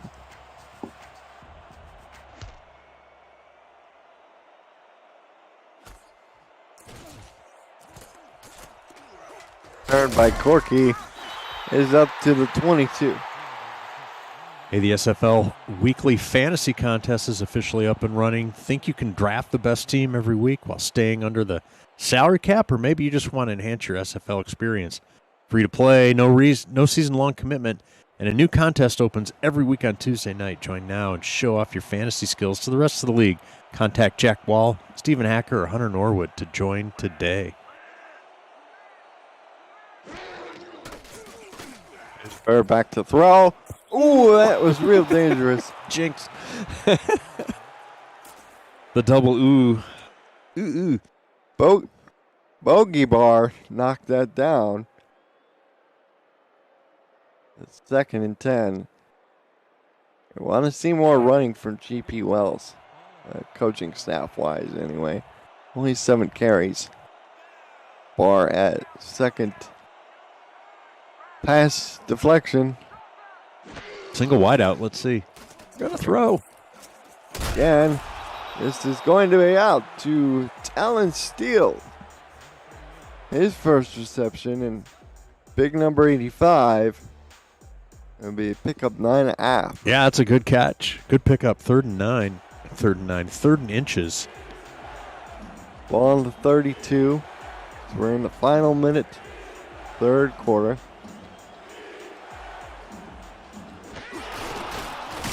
Here's to get to Wells. He's stopped by Jukin Rukin before he can get the first down. And the frustration continues to build for Houston as they have to punt it again. Hey, visit the SFL website at simulationfl.net for info about the league and its 28 teams, all the places you can watch live games, plus links to apparel from Sector 6 and SFL mini helmets from 97 Sports Promotion. See all the league records, team stats, player leader, boards, the rankings of the next class of SFL talent, and so much more. SimulationFL.net, your home for everything SFL. That brings us down to 11 ticks. Deuce Finnick on the return. In the 3rd. We'll leave it up to his to Ace Finnick here. Zach McBride. See the numbers for her. She'll be sidecar right. Bennick having 2 good drives here in the third quarter, licking his chops as we get down to the end of this stanza.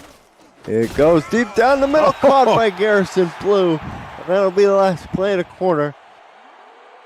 As you're watching the Simulation Football League presented by APM Music on Next Level Sports. 4-point game, Houston in front, don't go anywhere.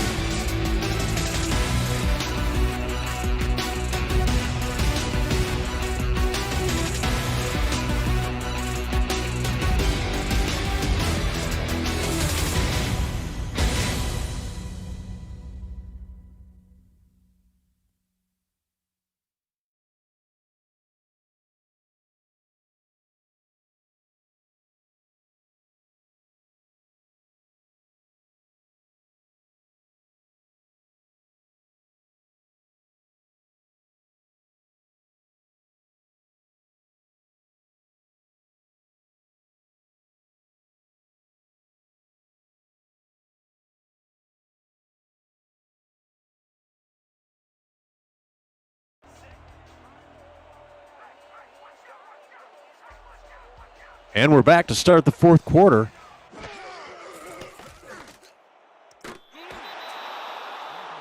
Out of bounds, looking for Robo. Hey, I want to mention APM Music is unrivaled music to bring your stories to life, inspiring every production with the world's most robust and constantly refreshed music collection, state-of-the-art technology, and world-class customer service. APM Music is the official soundtrack of the Simulation Football League. To explore their library and to find the perfect tracks for your projects, visit apmmusic.com. Ace Finnick back to throw. Oh, he almost threw an interception. Linebacker out there, number 56, Zed Markup, almost had it. At one point, I had mentioned that Lone Star was going to need to play fairly pretty flawlessly the rest of the way, and they've managed to do that. But Colin, that was worrisome. 6 tackles, 1 assisted for Markoff. First pass breakup of the day, 3rd down and 10. Here is Ace Finnick. 6-step drop. Fires out, and this time it's intercepted. Was it really? It's so casual. It walks off the field. Come on. Oh, I'm just getting reports now that Ace and Deuce are brothers. Matt is Ace's son, and Ziggy is Ace's son-in-law. So it's really a family affair. Man, yeah, and unfortunately, this family affair just got off the rails with that interception. An ill-advised throw by Mr. Ace. Kai Cash with his 3rd interception of the ball game as Dave Burke goes down in an 8 back at the 21, juking Rookin on his side. There they go. Well, at least they didn't give him the ball in great field position. And with the way the Lone Star D showed up in the third quarter, they got some hope. There's a chance. What you're saying is there's a chance. Yeah, there's a chance indeed. There's another cultural reference that's going right over the home office. Head. 2nd and 12. Burr out to Sim. They said he was out of bounds. Ooh, Dallin Steele was hurt on the play. They're going to have to rely on the rookie Dan Curtis as tight end 1. Meanwhile, Devon Simeon challenging whether that catch was actually in bounds. Dallin Steele only 1 grab for 9 yards.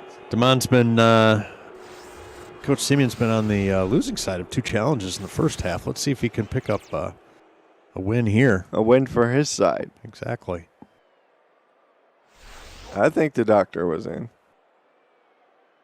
The doctor is in. After review, the pass has been ruled complete. And the doctor wins the challenge. Yeah, Lucy. Visiting team. Lucy is in. With a timeout. 3rd down.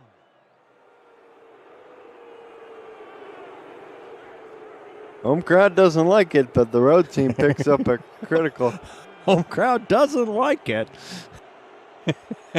punch to the top. Sim all by himself to the bottom. I can read lips, and you don't want to know what the crowd's saying. Here's to get the Cheapy Wells on 3rd and 5. Only gets 2. Wow. The intrigue thickens. The plot, like my gravy, thickens. Joey Mart, the linebacker, made the tackle, number 57. Haven't called his name in a while.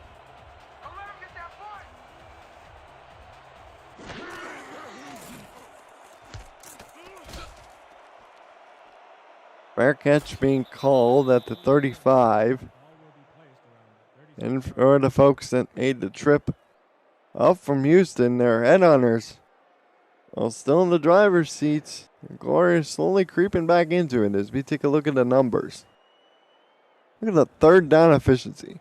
Only 2 of 8 for Houston, 8 of 15 for the Lone Star. Big reason why the Glory are still in this game. Exactly.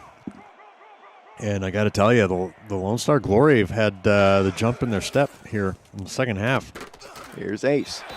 Fires out to Robo. Who is out of bounds? Saves it. Ooh. Yeah, this is my old nemesis here. People not running routes efficiently and cleanly, getting themselves too close to the boundary line. Seen that on both sides of the ball.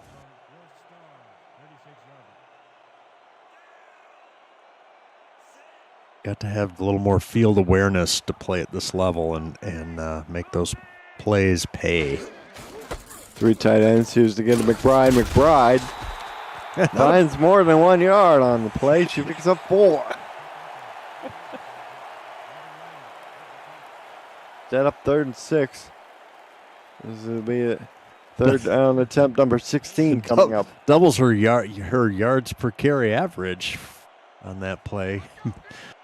Clocking in at 4 yards versus the 2 average. Here's Ace over the middle, tipped and incomplete. He was looking for his brother, but instead he found number 25 for Houston. And they are knocked it away. Brings up 4th down for the Lone Star. So a little bit of a punt battle opening up here. Yeah, they're holding serve. It's like a tennis match. Houston's not unhappy with that, as long as they can keep Lone Star out of the end zone or from a field goal. Let's see what they do. They've been a return up the middle. There's a penalty flag down. Wait a minute. Is there?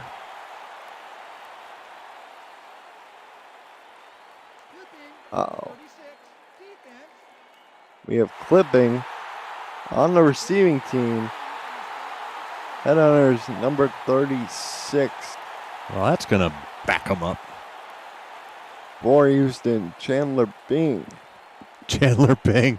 Hey, I think that guy's a friend.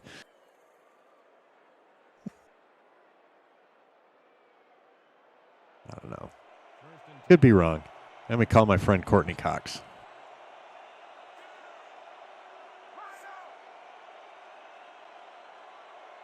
Three men in the backfield. They will give the GP Wells, and he's stopped at the line of scrimmage on first down. So they try to cross him up.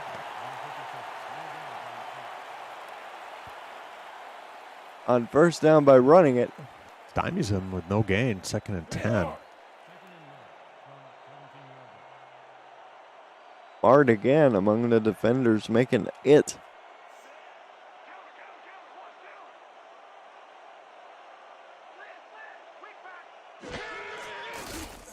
Here's the throw out to Wells. GP Wells breaks the tackle but only picks up 3 yards, setting up 3rd and 7. Not a bad idea. Ended up Lone Star was dropping a lot of people into coverage, but maintained good discipline out there on the right side of the defensive formation. Brings up 3rd and 7. They go 4 wide. Over the middle, tipped, intercepted. Albert began his 2nd of the day, and he's running down to the 18-yard line to mark him out of bounds. Well, that's exciting. Just what Houston didn't want to have, Colin. Of course, you never want to have a turnover, but deep in their own end. Returns it back to the, 19? Something like that? They actually mark it at the 18. 18.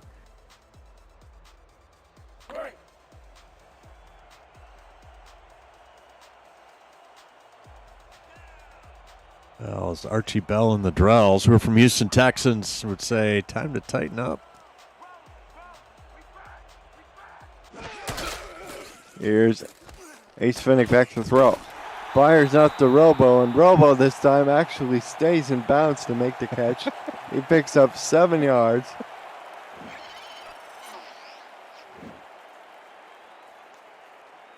Was a little outcut here. Dig or stick. With a one-handed catch. Yeah. Look at that. Is that a showing off too? Just showing off. Anything McBride can do, I can do.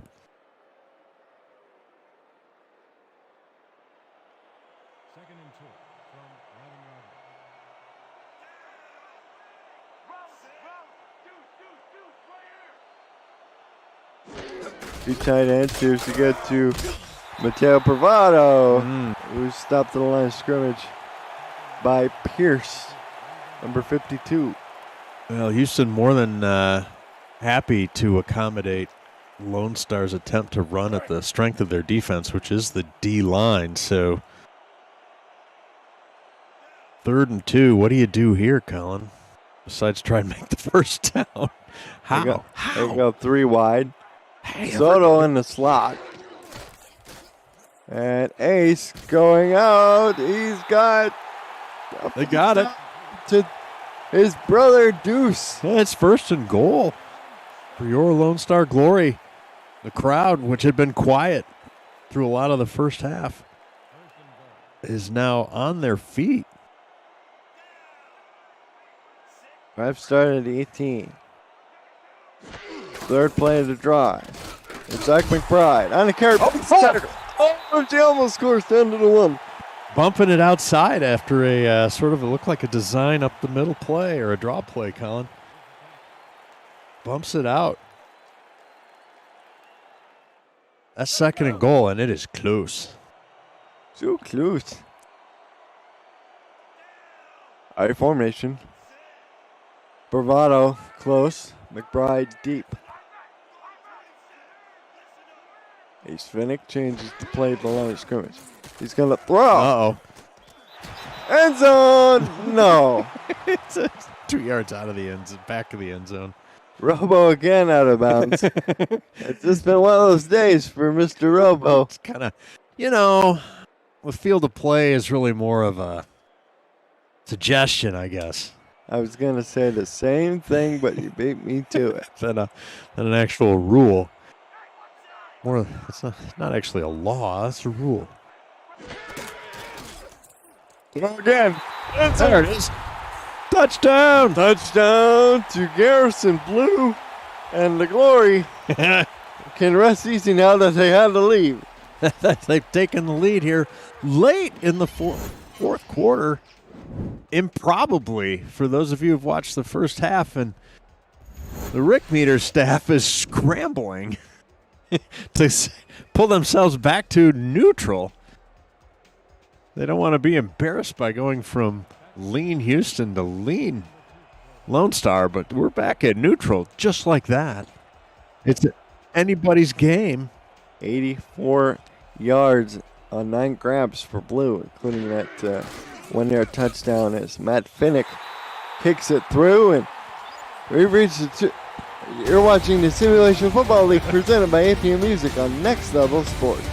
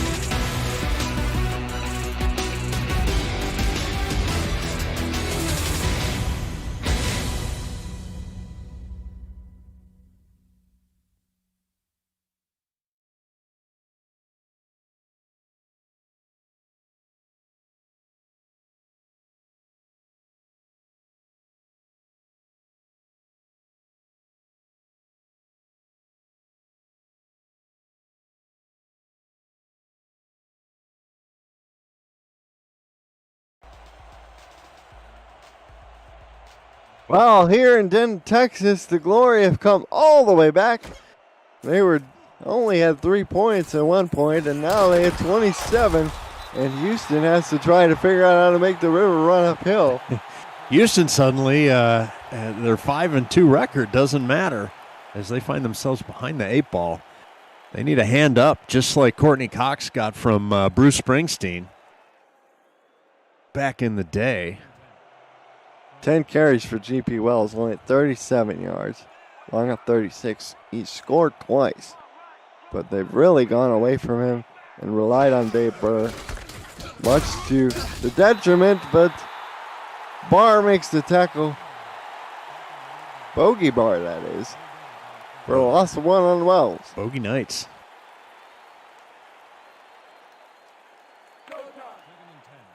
Also 1, 2nd and 11.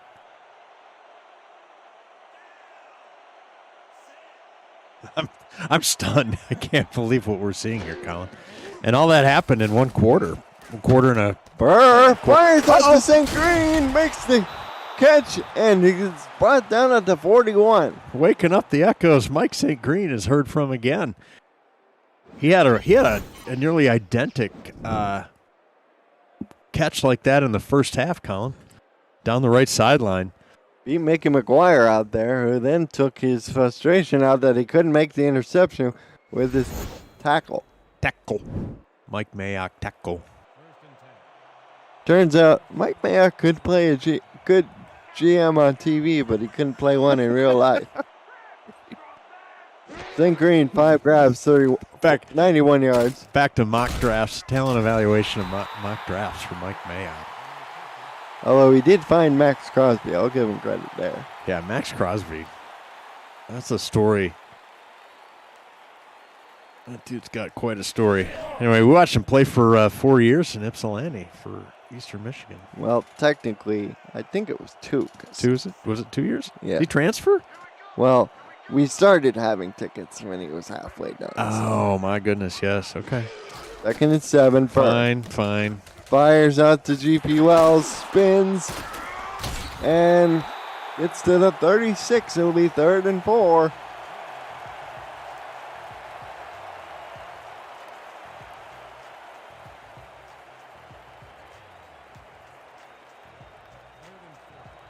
Well, we're going to tick under 4 minutes, 3rd and 4. Houston needing a score, still on the minus side of the field. Here's Burr. Throws! Intercepted! Albert began the 3rd time today. Holy cow. Calm down. Boy, it's just like Rod Martin in Super Bowl 15 when he grabbed 3 interceptions. Pass intended for St. Green, but it ended up in the arms of the double deuce. Well, Houston's got to lean on their defense now, their defensive line. Maybe the strength of the game.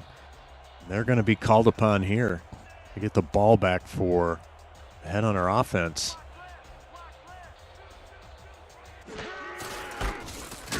Here's the give to Bravado, the fullback, and he gains his best run for 3 yards.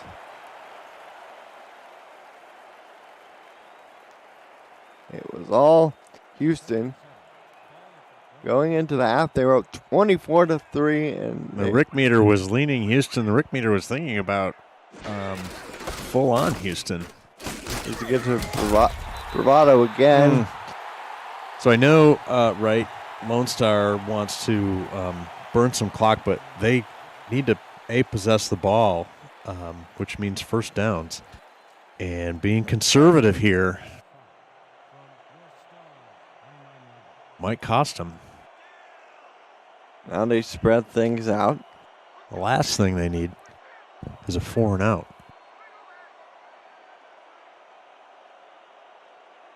Of course, for Houston, that's the first thing they need. 3 and out.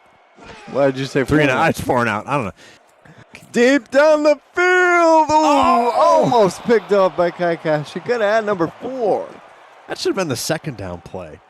Stretch him out and then run Bravado.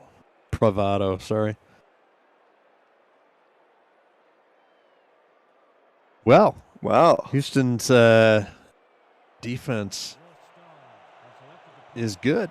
Max Luna. Punt away. Oh, it's over his head! Over his head! Kick it out of the box. No, he kicked it in his block! What's going on? Alone sir. Was it a touch? Get out the first down, Corky, and hit Corky in the back. What is going on? What happened? We may have just had the play of the year.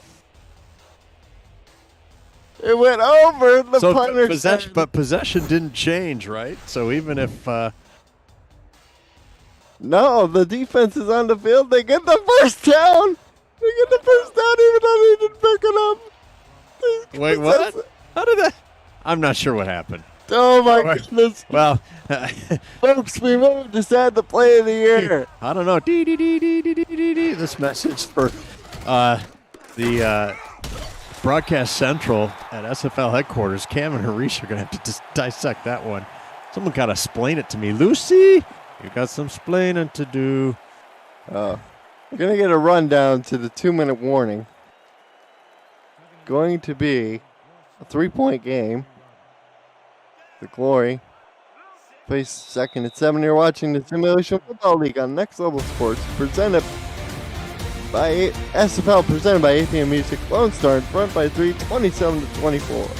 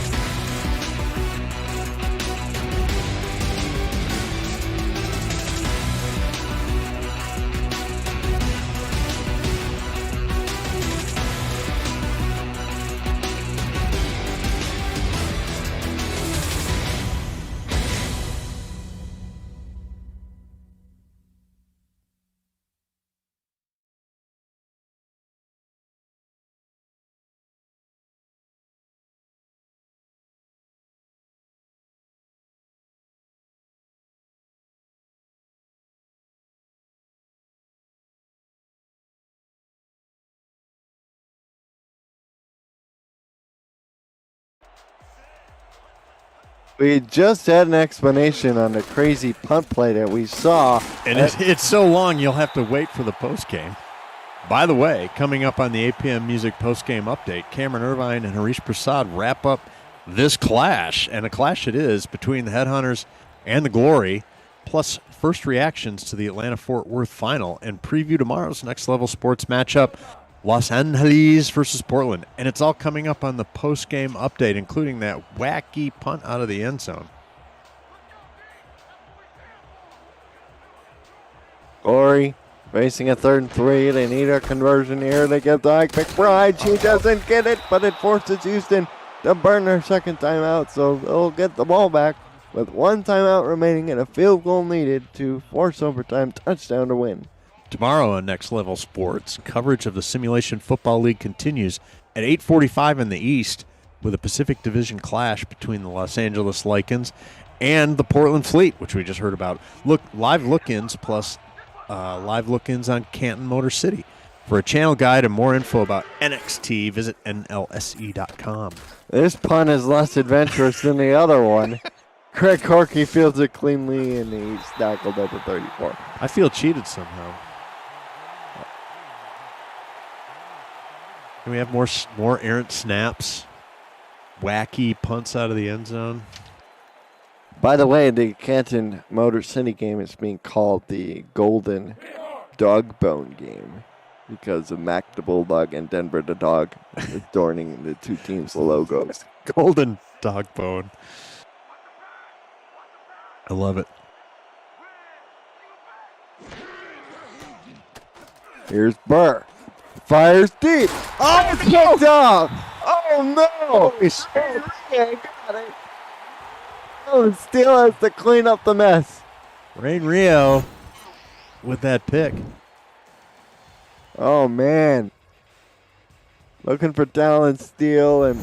And Houston only has 1 timeout left with which to stop the old clock on the wall. In the 39. It's another reference, by the way. And Burr, after being so efficient in the first half, has now thrown 5 interceptions. Kneel down. 2nd and 12. Well, and the Rick Meter staff, who hates being behind the curve, will say Lone Star. Lone Star will win this game. Oh, can you hear the eye rolls from Colin? And they're pretty loud, too. The Glory moves to 4-4. And given what happened at the other game, now all of a sudden the South Division below Mexico City is just about the most crowded place on earth. A very crowded place in the SFL Fantasy League. Houston will fall to 5-3. Lone Star and Fort Worth will move to 5-3. Lone Star is 4-4. Where's the Aztecs sitting at 6-1? Well, technically now they're going to have to punt this back to Houston, who will technically have a chance. Given the recent punting affairs, there's cause for concern.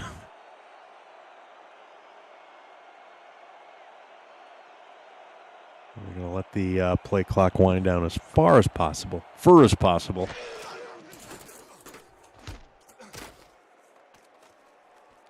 Kick. It's way. Corky to the 25. In the second half, according to Cameron Irvine, 20 plays, 40 yards. For who? For Houston. That's now 4 punts and 3 INTs.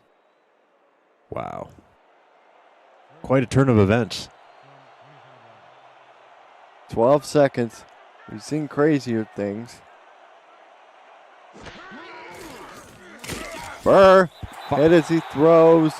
It'll be 2nd and 10. Takes 3 ticks off the clock. Brings up 2nd down. Suppose that's okay since it stops the clock.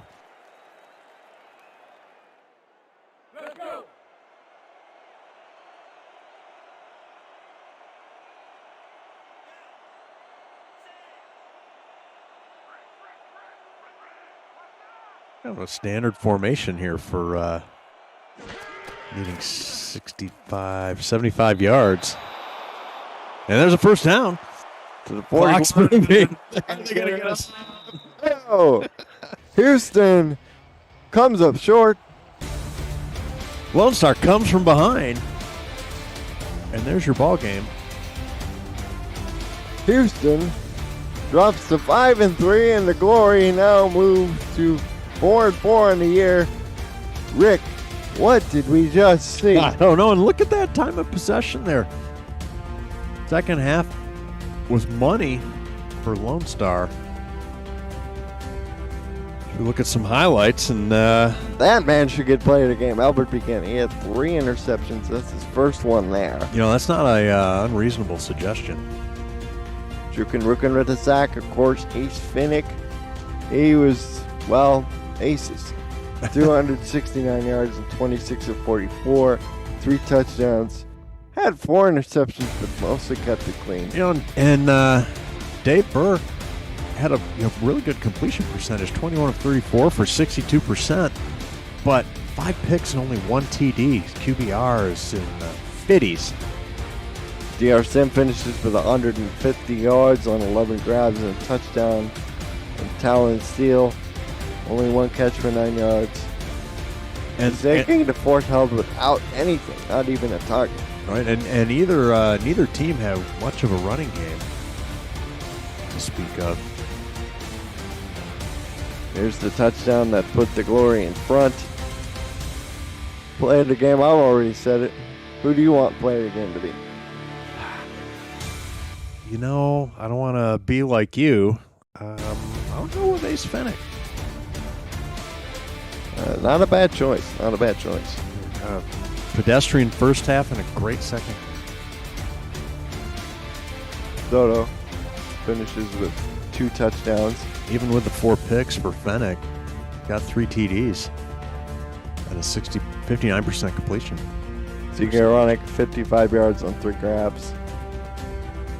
Of course, they had that play at the end. Yeah. Drum roll, please. Soto?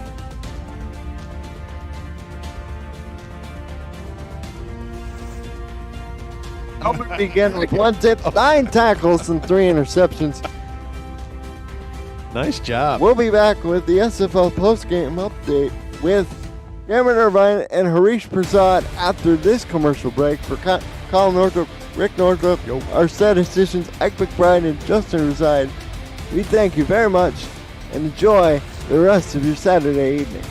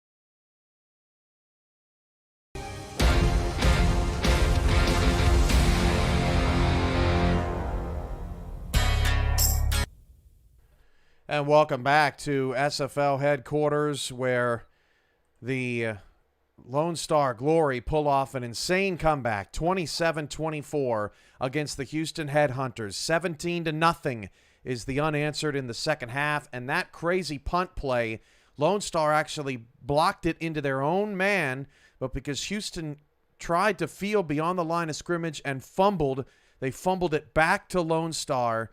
At the end of the day, it extended the drive for Lone Star maybe a few seconds. It really was inconsequential to the finish. But Harish, Lone Star did their thing in the second half, a huge comeback to keep them alive in the divisional race. Have a day, Albert Begin. I mean, it was a great game to watch. Punt aside, you got to give a lot of credit to this Lone Star defense. I mean, everything we talked about that Houston could do, Lone Star said, you're not the only one here, Houston. We can do it too. Their defensive line stepped up. They didn't necessarily light up the board in terms of sacks, but they held Houston to no points in the second half, and they did an excellent job doing that. They got 5 interceptions off of Dave Burr.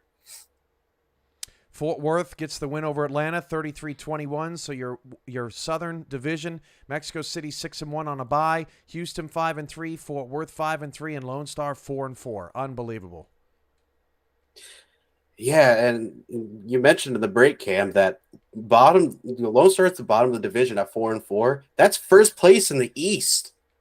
Yeah, and in the Pacific, now that Vancouver's lost a couple in a row, it's just wild.